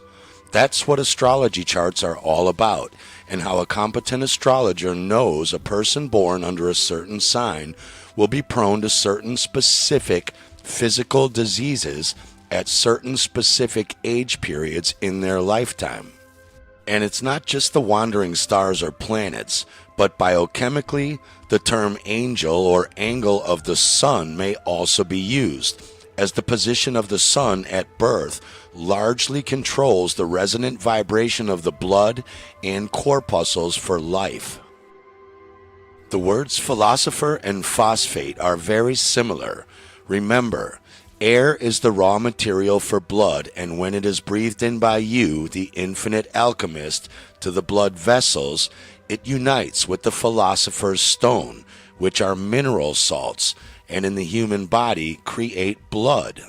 So when the philosopher Paracelsus said, "Know that the philosopher has power over the stars, and not the stars over him," he was cryptically telling you that a biochemically or alchemically perfected mineral body and blood will resonate perfectly with the electrophysiochemical fields around us, and you will be in harmony or ease, not disharmony and dis-ease or diseased. And you can throw this stuff in the garbage because it will no longer have any effect on your being. Of course, the priesthood of the Middle Ages, and even to this day, wishing to control the ignorant masses, personified the influence of the planetary aspects, positions, or angles, like Jesus' apostles or the 12 tribes of Israel, and transposed the letters so they spelled angel. Upon this one slippery cog, the stupendous frauds of ecclesiasticism were built. And any religious person who hasn't already turned this film off long ago will be saying, "Oh, Spacebusters is the devil." No, that's the devil, because they are lying to you. Who do you think really owns the pharmaceutical companies and medical industry? Hospitals are named after the Knights Hospitaller, a Catholic military order. Wake up. So if Freemasonry's squaring of the circle has nothing to do with Euclid's 47th problem of geometry, but rather the alchemical science of squaring inorganic salts into organic material in the body, and Italian cardinals aren't named after a bird indigenous to the Americas only and never found in Italy, but a metaphor for the same alchemical cardinal points squaring in the body, and religious crosses have zero to do with Jesus' crucifixion, but are an allegory for the same ancient alchemical science. How does it work? You simply need the keys to the esoteric cipher the mystery schools use to hide this information from the ignorant masses. Ingenious symbolism, and simply rotate the cross amongst the 12 mineral signs that make up the body, and then you understand religion, mythology, biochemistry, alchemy, and biology are one and the same electrophysiochemical science. A magic trick is no longer mystical once you know how easily the magician really does it. So when we rotate the cipher, we see that the Virgo salt, sulfate of potassium, squares with its polar opposite, Pisces, which is iron or ferrum phosphate. As Pisces is the polar opposite of Virgo and allocates with ferrum or iron, symptoms get aggravated when insufficient oxygen is obtained by the body, as combustion cannot take place in the absence of air. A Virgo potassium sulfate deficiency, coupled with a Pisces ferrum phosphate or iron deficiency, results in many things like severe hot flashes, which can happen later in life for women, and we call that menopause. Taking these salts would alleviate that. But the other secret that perhaps many astrologers don't even know is that as the sun position synthesizes our blood at birth, it also affects those born in the other 3 squared signs as well. So here we'd add Sagittarius, and start to see how a cross suddenly makes much more sense as a symbol for this squaring science than as a symbol for a guy who would have been crucified on a standard capital T-shaped Roman crucifix. So we see some of the many symptoms which manifest at certain times for those born in the square of Virgo, Pisces, Gemini, and Sagittarius are all the same. You can pause and read all of the conditions, but as this film is focused on so-called children's and red bump diseases and not colds, flus, and cancers, here we are interested in typhoid or typhus fever, which looks and expresses just like this, just like chickenpox, mumps, measles, rubella, aka 3-day German measles, scarlet fever, etc. And a Virgo potassium sulfate deficiency also expresses as not just typhoid, but surprise, surprise, smallpox. Not to mention all skin sores which exude a thin, yellow, watery matter. When we look at the Pisces squared salt, iron or ferrum phosphate, lack of iron itself causes depression, discouragement, and a feeling as if one were absolutely crushed, since air pressure on the body is much greater than that within the body. The blood is thus poisoned and will eventually become very putrid, especially as potassium deficiency always accompanies a lack of iron. And it's no accident its squared salts are Virgo potassium sulfate and Gemini potassium chloride. Toxins from putrefied blood and tissue destroyed from it will have to be removed somehow, and red pus skin bumps and lesions are exactly how the body does that. And German New Medicine practitioners might want to look at iron deficiency as a possible reason why certain people suffer emotional traumas and conflict over the same situation other people do not. But that's none of my business. As we cross back over to the squared Gemini salt, chloride of potassium, the fibers and tissues of our body, we remember that the lack of this salt causes thick blood or embolus. More energy is needed to circulate the blood, and it causes children's diseases from the disturbance in the fibrin, which are then exuded through the skin, as in scarlet fever, measles, and chickenpox. And to the degree in which iron or ferrum phos, the squaring Pisces salt, is deficient, fever will also manifest. This is also the cause of the expression of mumps, smallpox, even STDs like gonorrhea and syphilis, also acne and boils, children's diseases, typhoid, typhus fever, and rheumatic fever, aka scarlet fever. It is no surprise that Victorian nurseries were plagued by childhood diseases, measles, mumps, diphtheria, scarlet fever, and rubella. These weren't contagious, harmful viruses and bacteria. These were expressions of mineral deficiency and malnourishment, very possibly triggered by separation traumas from their mothers, as few upper-class Victorian ladies breastfed their children and just stuck them in nurseries way too young. And also severe toxemia. Doctors and quacks were treating these diseases with all sorts of homemade remedies filled with mercury, morphine and opiates, alcohol, acidic hypophosphites, and even up until the 1940s, when they were replaced by less but still poisonous antibiotics, they were using arsenic. This PubMed article says arsenicals are one of the oldest treatments for a variety of human disorders. No, they cause them. Although infamous for its toxicity, arsenic is paradoxically a therapeutic agent that has been used since ancient times for the treatment of diseases. And we wonder why there were so many so-called epidemics. Anyone who got sick was poisoned by their doctor or pharmacist with either mercury or arsenic. Both have the same so-called flu and viral-like symptoms, and as you can see in this picture of arsenic poisoning, chronic toxicity also expresses in red bump diseases like measles, mumps, smallpox, if the body does not have the sufficient Virgo oils to neutralize the poisons normally inside of the body. Victorian employers had no duty to safeguard the health of their employees. The floral wallpapers in prosperous parlors and the brilliant leaves on their fashionable hats could kill the workers who had close contact with the arsenic in the green dye. The French long suspected the British of poisoning Napoleon in his prison on St. Helena by decorating his bedroom with green patterned wallpaper.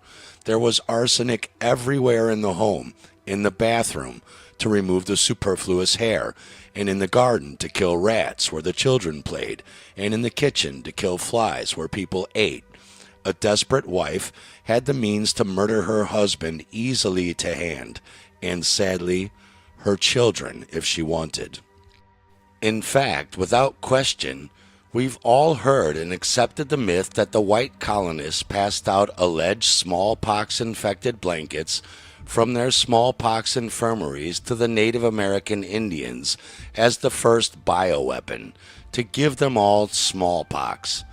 We don't ask where that story came from or who was brave, crazy, or stupid enough to pass out these blankets without fear of catching smallpox themselves during these alleged trades, which, as it turns out, all come from a fraudulent Colorado professor from the University of Colorado named Ward L. Churchill, based on his personal distorted events surrounding a smallpox outbreak amongst Indians in North Dakota only, hardly an American Indian smallpox epidemic.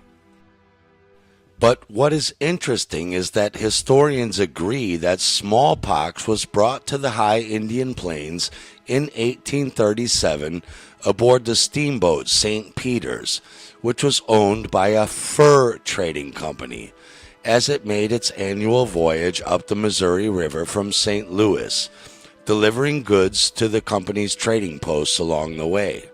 The smallpox disease followed the steamboat's wake. Arsenic has long been used in the taxidermy and the fur trade, and the historian Jim West noted that smallpox broke out not only in the Native American regions along the fur trade, but also in Southeast Asia already in the 16th and 17th century, where the fur traders were using arsenic-based soaps to preserve their furs and dumping the poisonous soaps in the rivers, where the natives downstream would bathe, fish, swim in, drink from, and wash their own clothes. Arsenic poisoning is indistinguishable from smallpox in skin exudations for detox removal of the toxic arsenicals. And since, like all other theoretical viruses, The fictional smallpox virus has to be artistically drawn out for us because it has never ever been found in nature outside of a chemically manipulated petri dish with all of the other identical looking cellular debris in that dish. It has never been isolated, never been genetically and chemically characterized, and then put into another animal or human being and cause smallpox in those beings. There is zero chance that the early colonists figured out a way to do what modern virologists can't even do to this day. For those of you who think, okay, viruses are fictional and vaccines are pointless, but bacterial germs are harmful and cause scarlet fever, and bacterial-reducing penicillin has saved millions of lives, Dr. E.W. Cordingley would like to remind you that Dr. Fraser of Canada and Dr. Powell of California have experimented with billions of bacterial germs of all varieties, but they have been unable to produce a single disease by the introduction of germs into human subjects. Dr. Waite also tried for years to prove the germ theory, but he too could not do so.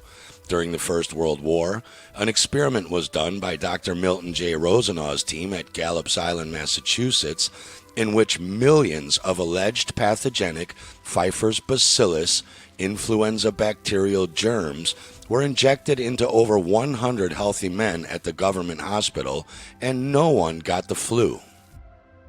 Dr. Eleanor McBean confirms that numerous experiments with germs conducted in the past have conclusively proven that bacteria does not and cannot produce disease in a healthy organism. Years ago, Dr. Pettenkoffer at the University of Vienna came to the conclusion that germs alone do not produce pathology, and for years defended his position from lecture platforms and in his own writings. On more than one occasion, he and his assistants swallowed the contents of glasses containing millions of living cholera germs, and none of them got sick. She too cites Dr. Thomas C. Powell of California, who is believed to have taken more germs than any other man, and challenged his colleagues to produce a single disease by germ inoculation. He was inoculated with cholera germs, bubonic plague germs, and bacteria of every description, and which was fed to him in every kind of food, yet nothing happened. Now to come full circle, the esoteric biochemical approach doesn't care what external thing may be causing these pus fluid skin eruptions, and maybe you don't care either. The important question is, does a proper mineral-rich diet and or supplements of these minerals actually stop, prevent, or quickly heal these skin eruptions? In his 1894 book, The Biochemical System of Medicine, by esoteric biochemist Dr. George Washington Carey, we find published testimonies from doctors who started to use these biochemical remedies. In the treatment of mumps, a Dr. Sir Powell Burdick used the Pisces salt ferrum phosphate combined with the Gemini salt chloride of potassium and wrote, "I have treated during the past year at least a dozen cases of mumps, and I have never had such satisfactory results with other remedies. One case had violent fever, even to delirium, a great deal of swelling, pain, etc. The fever was entirely reduced within 5 or 6 hours, and the swelling and all the other symptoms, meaning the bumps, were entirely relieved within 3 or 4 days by the alternate use of iron, ferrum phosphate, and kali mur, potassium chloride. 2 cases in one family with similar conditions were in a like manner treated with the same results." When we look at the condition called measles or rubella, from rubio to blush, the deficiency in potassium chloride is very great, and the fibrinous, albuminous material in the blood is diffused through the system by rapid circulation and reaches the surface of the skin at all parts. It engorges the pores and the glands and produces the popular rose red rash. The human body allegedly loses between 50 to 70 billion cells every day due to apoptosis, a form of regular programmed cell death. And you do not have these red bumps all over your skin every day for life. It is ludicrous to think that an alleged virus causing the exact same death of even much less cells would magically produce this physical rash. Scarlet fever, diphtheria, etc., are produced by exactly the same cause, i.e., fibrin and other organic material on its way out of the system. It's a fibrin removal detox, and yet we're all conned into giving our children MMR or measles, mumps, rubella vaccines to fight a fictional virus, which have been proven themselves to not only cause autism and bowel disease, but even the U.S. CDC, or Center for Disease Control's own website, talking about the risks from the MMR vaccine are fever and a mild rash. Well, that's what measles, mumps, and rubella are, fever and a rash. What kind of medicine side effects are the exact same thing that it's supposed to prevent you from getting in the first place? Ludicrous. That's like saying getting drunk on vodka protects you from getting drunk on the 6 beers you just had. The vaccine causes swelling of the glands and stiffness of the joints. Also the exact same symptoms of fibrin disturbance in measles, mumps, and rubella. What you don't get from measles, mumps, and rubella that you can get from the vaccine is seizures, unusual bleeding and bruising, and an infection that may be life-threatening. I thought the point of a vaccine is to stop an alleged viral infection. How the hell can it give you a deadly one? You can faint, have vision changes or ringing in the ears, and there is a chance of a severe allergic reaction or anaphylaxis, other serious injury, or death. And we stick that in our children? Insanity. Or you could just give them Pisces iron, ferrum phosphate for the inflammatory conditions, fever, redness of the eyes, and congestion, then Gemini chloride of potassium for the swelling of the glands, and Virgo sulfate of potassium for the red bump rash, with no chance of autism, bowel disease, or death. Dr. Koch of Munich did this for 35 cases of measles, and upper respiratory inflammation or coryza and bronchial catarrh or inflamed mucous membranes were very slight. The fibrin removal rash lasted 5 or 6 days and then disappeared, and when he saw the treatment prove very satisfactory, he looked for no other remedy. For the glandular swelling, external redness, bumps, and painfulness, he used the same medicine, and all 35 cases ended very satisfactorily. Measles is no big deal for a mineral-efficient body. But what about the allegedly deadly and almost always fatal smallpox, blamed on the fictional contagious variola virus? Like most of us, this paranoid, indoctrinated dumbass has no clue that he could have just walked in there in shorts and a t-shirt, opened and mixed all of those smallpox vials into his tequila sunrise cocktails, drank them all down, and wouldn't ever break out with smallpox. Smallpox, or variola, is caused, according to biochemistry, by a large amount of organic matter becoming non-functional, and in being thrown out of the body through the skin, causes the red bump skin eruptions. This decaying organic matter, which is heteroplastic accumulation, meaning it turns into a different form of tissue, kind of like cartilage turns into bone, within 2 weeks passes through a period of blistering, pustulation, and incrustation. Whatever you think about the origins of smallpox, one thing has been proven to the satisfaction of every biochemist, that there must first arise a deficiency in Gemini potassium chloride, the cell salt which controls fibrin, before the material which causes the lesions and the eruptions is thrown out of the vital circulation and reaches the skin. As we have discussed ad nauseum for the last 2 hours, the real pathology of smallpox and measles is the same. They are not different diseases caused by different fictional viruses. Smallpox may seem catching, but there must first be a deficiency in the blood of certain salts of the one who allegedly catches it. Remember, these are germ theory assumptions that smallpox was somehow a transmissible disease and not caused by other mental or local toxin factors like arsenic.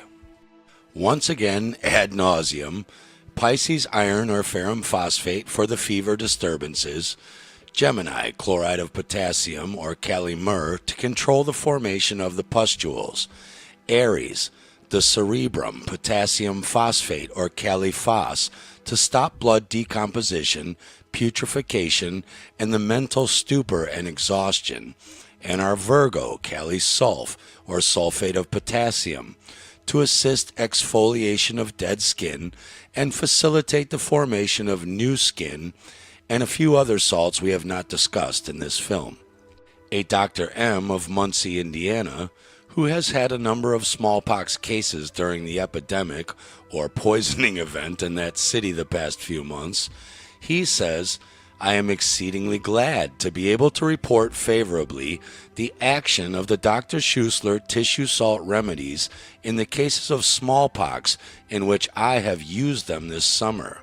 The cases, while rather severe while at their height, resulted most favorably under the tissue remedies than did those treated by my friends or colleagues who used variolinum, melandrinum, phosphoric acid, and baptisia.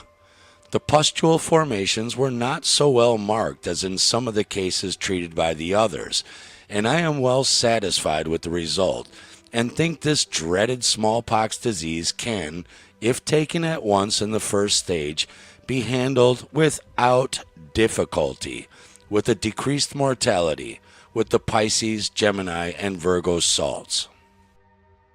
Today, you won't find an allopathic doctor who knows anything about biochemistry and cell tissue salts, and you'd have to go to a very switched-on naturopathic doctor who does their homework, like my good friend and personal doctor, Dr. Amanda Vollmer. Of course, it is claimed that smallpox was eradicated by vaccines in September 1980, followed by a measles outbreak 4 months later in 1981 in Australia, which is the same exact thing as the alleged eradicated smallpox with a different name, since the pathology of smallpox and measles is exactly the same. And then there's the magical and nonsensical scarlet fever bacteria, Streptococcus pyogenes. The signs and symptoms include a sore throat, fever, headache, all things in the head, remember that, and swollen lymph nodes and a rash. The rash is red, as if all other rashes are green, and feels like sandpaper, and the tongue may be red and bumpy. Even though we already know through Doctors Waite, Fraser, Powell, and Pettenkofer that bacteria do not cause disease, as those doctors all swallowed many different live Streptococcus bacterial forms, and none of them got strep throat or scarlet fever, the big pharma, penicillin drug dealers still insist to the contrary, that of the entire body to choose from, allegedly, Streptococcus pyogenes magically only infects the throat and tonsils, causing strep throat, and then allegedly produces a toxin that leads to a red rash all over the body, or strep throat rash, even though these same charlatans claim that the whole point of the tonsils is to trap pathogens like bacteria and contain immune cells that produce antibodies that kill these bacteria before they can spread to the rest of your body and cause things like scarlet fever. So which is it? Don't ask your doctor. Because they aren't taught this science, they send you to a surgeon to get your tonsils removed for doing exactly what their own medical books claim tonsils are supposed to do. so that you now no longer have an alleged bodily pathogen defense through your mouth and nose. Makes perfect sense. By no surprise, the exact same pathology for smallpox and measles also applies to scarlet fever, also known as scarlatina, and allows us to now really use our new ancient knowledge to apply this biochemical science. Not to beat a dead savior, and in fairness, the Bible speaks in parables and not literally, but have you ever noticed that thousands of churches use the Jesus fish as their symbol? Do you really think Jesus fed 5,000 starving people with just 2 fish and 5 loaves of bread? Gordon Ramsay, eat your heart out. Do you really think fish are too dumb to swim under the boat from the right side of the boat to the left side to eat the bait, chum? So you better cast the net on the right side 12 feet away? Or do you think these might be allegories? The Jesus fish symbol used by all of these churches is also known as the Vesica Pisces and the Omega symbol. And for those claiming this fish symbol is only an ancient pagan symbol for the sun's analemma, are completely missing the important half of the point.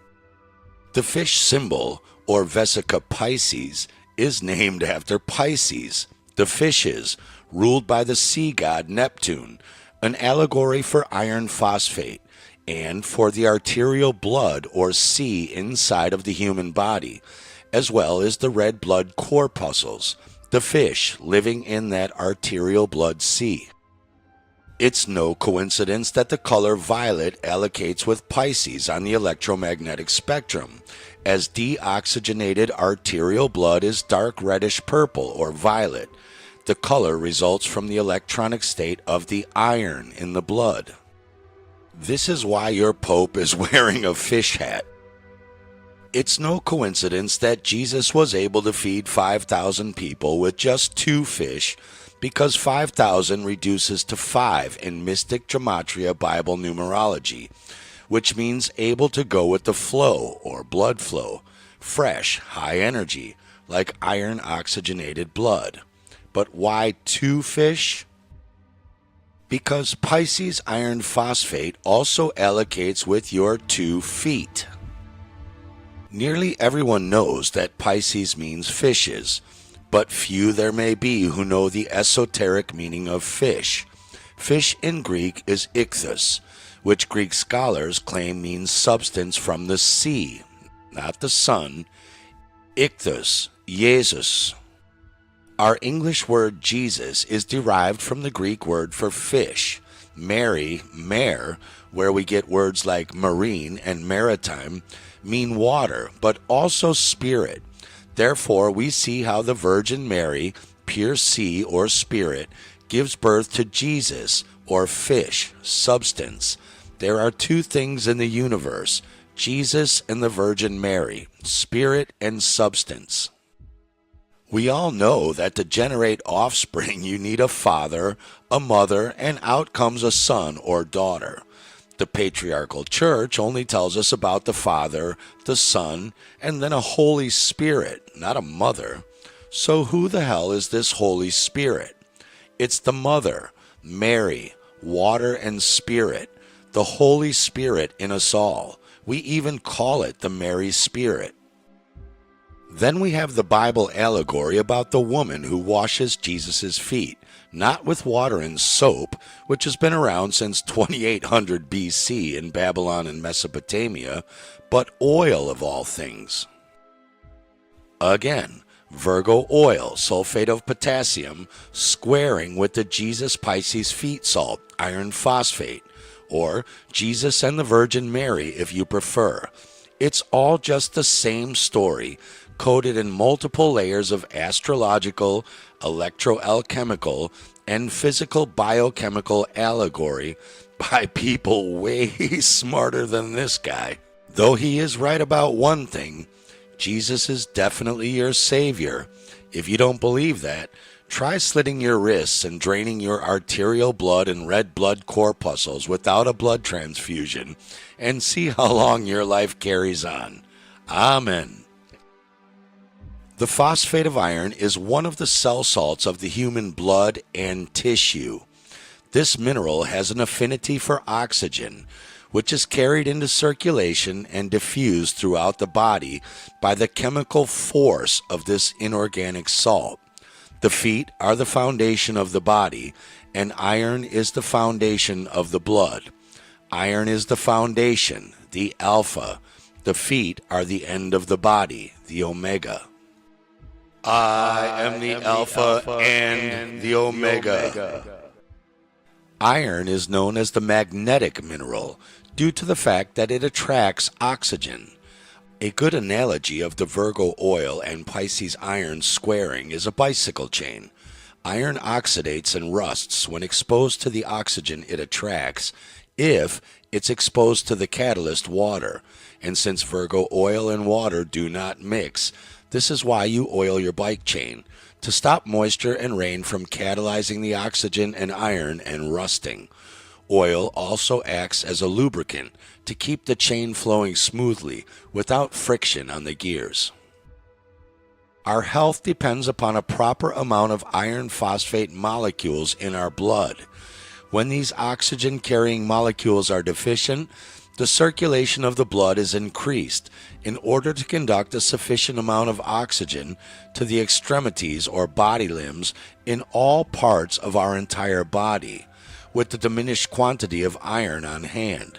This increased motion of blood causes friction, the result of which is heat or fever, as in scarlet fever, not harmless janitorial bacteria found in the tonsils. Atmospheric conditions and or greater or lesser deficiency in certain mineral salts caused a slight difference in the symptoms and appearance.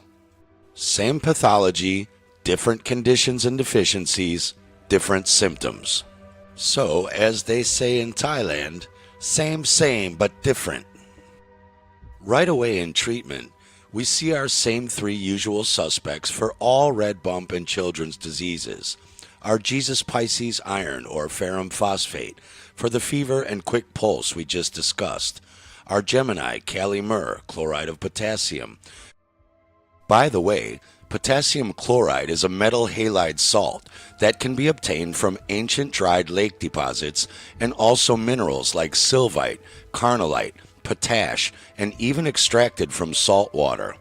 Although the biblical Moses is an allegory for the corpuscles or divine germs in the blood, fed by the heavenly brain essence or heavenly bread, manna, for those who prefer the golf ball-sized literal understanding of the Bible, he has his people collecting manna or mineral stones from the ground in the desert, which ancient and even modern farmers ground up into stone meal or stone flour for garden fertilizer, and could possibly be made into hard, bitter flat bread if you were starving in the desert.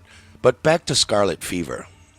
For the inflammatory conditions of the tissues and fibers that allocate with Gemini, our Virgo Kali sulfate of potassium oils to help the dry peeling of the skin, assist in the scaling and peeling off, and the healthy development of the detox rash, as well as the sudden suppression of the rash. But now suddenly we see our Aries salt, Kali phos, or potassium phosphate. Remember, scarlet fever expresses with sore throat, fever, headaches in the brain, exhaustion, stupor, swollen lymph nodes, and bumpy sandpaper tongue. All things in the head, and by no coincidence, Aries is your head, your cerebrum, and your face to lower jaw, your tonsils, your tongue. Even if you don't know the biochemics, this science is a no-brainer. Aries pun intended. But as we discussed biochemically, a lack of iron causes the blood to become poisoned and eventually become very putrid, especially as a potassium deficiency always accompanies a lack of iron. And so Aries potassium phosphate is used to relieve that putrid condition in the throat and help with the brain exhaustion and stupor, etc. We also see they've added natrium myrrh or sodium chloride, which we haven't discussed. This is because scarlet fever after effects also include induration of glands, which means the hardening of a normally soft tissue or organ, especially the skin, due to inflammation or accumulation of blood. Also abscesses and boils, which the body always sends white blood corpuscle cells to the site. And the aqueous salt, sodium chloride, allocates with and synthesizes the saline solution of the blood and the white corpuscles in the blood to deal with all of that. Here we have several clinical testimonies, one quite telling of the medical quackery afoot even in the late 1800s before Rockefeller medicine. In one case, a child came down with an alleged attack of slight scarlet fever, but the rash disappeared after 24 hours, and the throat symptoms, at first threatening to be severe, disappeared in 3 to 4 days. But on the 7th day, complete retention of urine set in, and in 24 hours, only a very small amount of urine was passed, even though the child drank a good deal of water. Here, they should have used the Libra salt we discussed earlier in this film, sodium phosphate, for the bladder, kidneys, and acid neutralizer in the body, along with its squared salts. But they didn't know this science. Another important point here is that unless the body is already biochemically sufficient in mineral salts, where the rash doesn't even need to appear at all, as was the case with my own son, which I'll tell you about after this, the rash is important. It is an integral part of the body's healing process to remove toxins and putrid tissues and fluids, not a sickness or disease itself, as our doctors are falsely taught. And it is here that German New Medicine and biochemistry agree. German New Medicine calls this the healing crisis: warm, exhausted, inflamed, pain, swelling. Not the cause of the dis-ease, the healing of it. They treated her rash and throat symptoms, but not the disease itself, and 7 days later, the real problems set in. And you'll either laugh or cry when you see why. Her urine had coagulated blood albumin proteins in it. Her feet were swollen.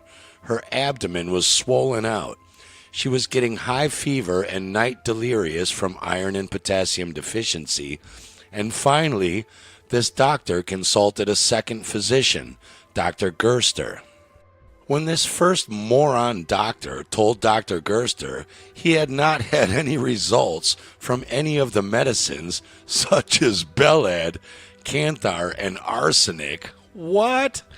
Luckily, Dr. Gerster knew what he was talking about and decided to use the Gemini salt, Kali myrrh, chloride of potassium. So what are these quote-unquote medicines such as Belad, Canthar, and arsenic? Belad is an extract from the plant belladonna, aka deadly nightshade, the devil's herb, poison black cherries. Belladonna can be highly toxic. Then he gave this poor child cantharidin, a substance secreted by many species of blister beetles, which is a burn agent and a poison. And what are some of the side effects of cantharidin? Skin irritation, blistering, short-term pain, change in color of skin, rash, hives, swollen, blistered or peeling skin with or without fever, swelling of the mouth, face, lips, tongue, or throat. The same exact symptoms of scarlet fever. You just can't fix stupid, especially doctor stupidity. And poisonous arsenic? You gave this child 3 deadly poisons as medicine and wonder why its feet are swollen, its stomach bulging out, and it's having night fevers and delirium? How mysterious. However, after Dr. Gerster instead prescribed the Gemini salt, chloride of potassium, every 2 hours in a small powder instead of 3 deadly poisons, in that same evening already, the little one was magically already better. She finally passed a good amount of urine that was free from coagulated blood albumin proteins. Her pulse went back to normal, and her skin became moist again. In the morning already, she was almost free from fever and could be considered restored to health or strength. A few days later, she was able to return home perfectly well. So much for deadly scarlet fever, the alleged scourge of the 19th century. I'd suggest the real scourge of the 19th century was using deadly toxic poisons as medicines, but that's none of my business. A Dr. Holbrook reported a case of scarlet fever in the Southern Journal of Homeopathy, treated with just the Gemini salt kali myrrh, or chloride of potassium, alone, without even the other 4 salts, as making a good recovery, and then given preventatively to the rest of the children in the home, preventing their having or getting it, despite being around the sick one nearly constantly, proving it's not a contagious virus or bacterial pathogen, as falsely alleged by ignorant germ theorist doctors. The last one is the most damning, as it doesn't even come from a doctor, but a church pastor in W. in the journal Pop de Homme. A few days ago, writes the pastor, 2 of my children had the scarlet fever, one of them being complicated with diphtheria, another same but different expression of the same thing, as always, falsely blamed on the body's janitorial bacteria found in that area cleaning up the mess. Like blaming firemen for causing fires because they're always found at the scene of a fire. Just like today, 140 years later, his mainstream allopathic physician pronounced the second child with both scarlet fever and diphtheria as hopeless, meaning, sorry, no possible treatment, your kid is going to die, say goodbye. That which frightened the pastor most was the complete insomnia day and night.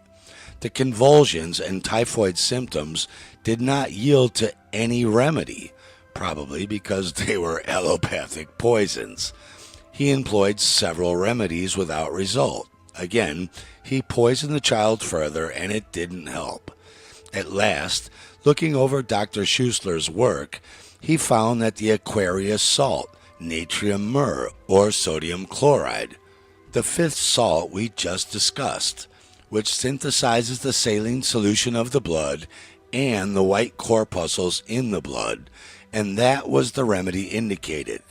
He at once made use of it, but with little confidence, or rather skepticism, it would even work.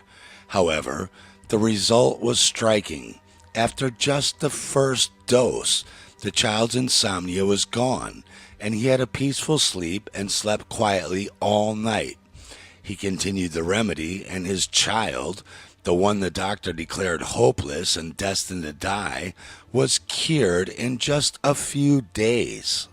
Just because your doctor paid a fortune for a white coat doesn't mean he or she won't ignorantly kill you or your child through iatrogenic medical intervention, where your own self-study and superior knowledge would have saved that same child effortlessly. Physician, heal thyself. An article in The Lancet on September 14, 1946, on arsenical chickenpox has a germ theory-believing doctor baffled that both herpes zoster, an alleged sexually transmitted disease, and varicella or chickenpox is sometimes excited by taking arsenical medicines, and states, but it still remains almost incredible that poisonous arsenic can produce a common infectious disease such as chickenpox. As it turns out, the Pfizer BNT162b2 COVID-19 vaccine also causes 17 different forms of herpes, an alleged contagious virus, and 8 different kinds of varicella chickenpox, also an alleged contagious virus. How can a poison like arsenic and a poisonous vaccine cause alleged contagious viruses like herpes and chickenpox? Elementary, my dear Watson. Because herpes and chickenpox are not from contagious, cartoon-drawn, theoretical viruses. The mainstream explanations for why infants and pre-adolescent children get alleged STDs like genital herpes are ludicrous. They are simply healing reactions by a body deficient in the proper mineral tissue salts to deal with either poisoning, like arsenic, toxic adjuvants in childhood vaccines like antifreeze, formaldehyde, aluminum, and mercury thimerosal, or nanolipid particles in COVID vaccines, or old tissue removal during growth spurts, or even a biochemical response to a mental or physical traumatic experience that caused tissue damage in the body during the chemistry shift of that trauma commanded by the brain. I have personal first-hand experience with this science myself. My own son was born Taurus in early May, dead smack in the middle of the sign. Taurus is the mineral salt sulfate of sodium, or natrium sulf, and allocates with the neck, the throat, and the cerebellum in the lower brain, right there, just behind and below the ears, where the mastoid and occipital lymph nodes just happen to be, by no coincidence. Air goes directly into the arterial blood. The word artery means air carrier, not blood carrier. Air is humid and moist in the tropics and summer in many places, and when it carries in suspension a great quantity of water, the blood becomes quickly overcharged electrically. It is difficult for Taurus-born people to live in comfort in the tropics, especially where there is great humidity. This is because those born when the sun is transiting Taurus are lymphatic types, because their bodies are deficient in sodium sulfate or natrium sulf naturally. Natrium sulf is a reducing agent in chemistry, and one particle of natrium sulf has the power to attract twice its bulk of water containing waste products and to throw it out of the blood. As waste products consist in the average human body of unhealthy acid residue, they can be compared to sulfuric acid in the blood. And because these people lack the natrium sulf to attract, chemically reduce, and expel this bulk of toxic water from the blood, their lymphatic system slowly becomes engorged or swollen lymph nodes, with excess fluid derived from the humid water-filled atmosphere through their breath. And sure enough, this happened to my Taurus-born natrium sulf-deficient son on an unusually humid Danish summer month when he was only 2 or 3 years old. And as you can see, when these lymph nodes swell, they look and feel like giant brain cancer tumors. His mother and family were freaking out, crying, panicking, stressed and worried sick that our son had a brain tumor. And it doesn't help when your imagination is running wild and you go online to research what causes giant swollen occipital lymph nodes, and they start telling you it may be lymphoma, melanoma, or autoimmune disease. I was already taking all 12 mineral cell salt supplements daily and studying this science, so I looked it up and found the natrium sulf Taurus deficiency and humidity. You can still see my handwritten notes still in the book in the margins. But of course, I sounded like this guy, and how could I possibly know better than these guys? So while they all cried for a week and took him into hospital for a barrage of pointless brain scans and baffled doctors, I quietly taught him to dissolve these Schussler cell salts under his tongue several times a day, which tastes like flavorless candy. And guess who got better and didn't have a brain tumor after all? Today, he's 16 and healthy, and because he still takes them daily, guess who doesn't have lymphatic problems and humidity anymore? So who's crazy now? But the point is, because he stayed on daily cell salt supplements after that, he never really expressed chickenpox, mumps, or measles during his growth spurts. One time, he had 3 tiny pimples on his temple, a few on his chest, and a few more on his elbows and a knee. That was it. A bit of a raised temperature, but no dangerous raging fever. We took him to our pediatrician, an old doctor named Klaus, who was well into his late 60s and about to retire and had probably been practicing medicine for 45 years. I asked him what it was, chickenpox, mumps, or measles, knowing myself there's no difference, and he said he had no way to tell and had never seen such a mild case in all his years of practicing. Just go home and bring him back if it gets worse, which it didn't. The point is, whatever caused those few mild red skin bumps and a slight temperature elevation, be it a voltage electric problem, a conflict or separation trauma, an emotional negative structuring of his body water, a nocebo belief he was supposed to cleanse his own fibrin from knowing that a few friends at school were expressing chickenpox, or just a regular growth spurt fibrin cleanout that needed a little help in those few small areas, I don't know and I don't care. I don't even care if they were arbitrarily called chickenpox, shingles, measles, mumps, rubella, or smallpox by the medical establishment for that matter, because a mineral tissue salt efficient body can biochemically deal with any of it easily, whatever the cause.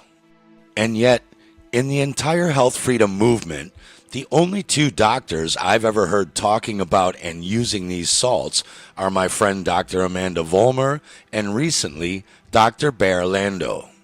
I was personally writing articles about them back in 2018 on truthserumnews.com if you want to get a deeper insight. By the way, for those of you with loved ones needlessly suffering from autism, Asperger's, Alzheimer's, and dementia, and your doctors are clueless to help as usual, I'm going to let you in on a huge secret. SiOH4 is the chemical name for silicic acid, a compound of silicon, oxygen, and hydrogen, regarded as the parent substance from which creates a large family, the silicates, of the minerals and salts we are talking about in this film. For 3 years, because a few years ago we published a paper which showed a very simple way to get aluminium out of human beings. If you give them a mineral water which is rich in silicon, rich in something called silicic acid, SiOH4, the biologically available form of silicon, they pee aluminium in their urine.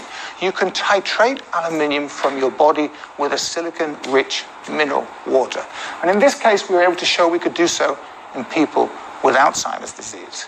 We now have programs up and running for healthy volunteers, people in their 20s. We have a program up and running for Alzheimer's disease where we're extending the period of time over which they are taking the silicon-rich mineral water to around 13 weeks. And we're just starting a program for Parkinson's disease. Again, I'm not giving anything away by telling you that we are going to be and have already been successful in removing aluminium from all of these types of people by simply giving you something you can buy on the supermarket shelf.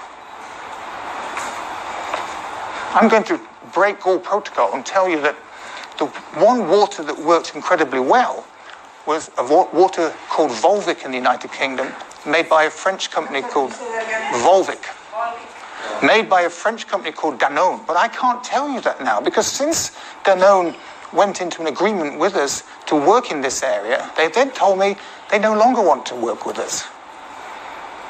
They no longer want to be associated with the possibility that removal of aluminium might be an important thing. They will benefit from it at some point, because they are one of the few companies that have a silicon-rich mineral water.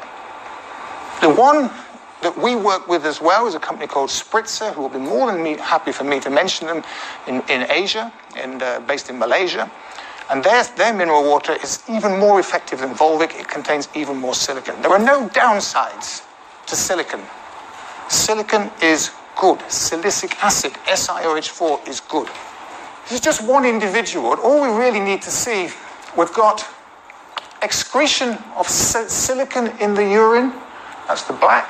We've got excretion of aluminium and other metals in the urine. The aluminium is the red. Against time, for an individual having drunk a silicon-rich mineral water. I think we can all see that the aluminium and the silicon come out together. We have this for about 25 healthy controls, males and females now. It's very difficult data to do sort of stats on. You're sure whether you're going to do it on single individual, or you're going to try and put it all together, because everybody's physiology is different. So we're working on that. So I'm just showing you one example. But we know that you drink a silicon-rich mineral water, you pee aluminium.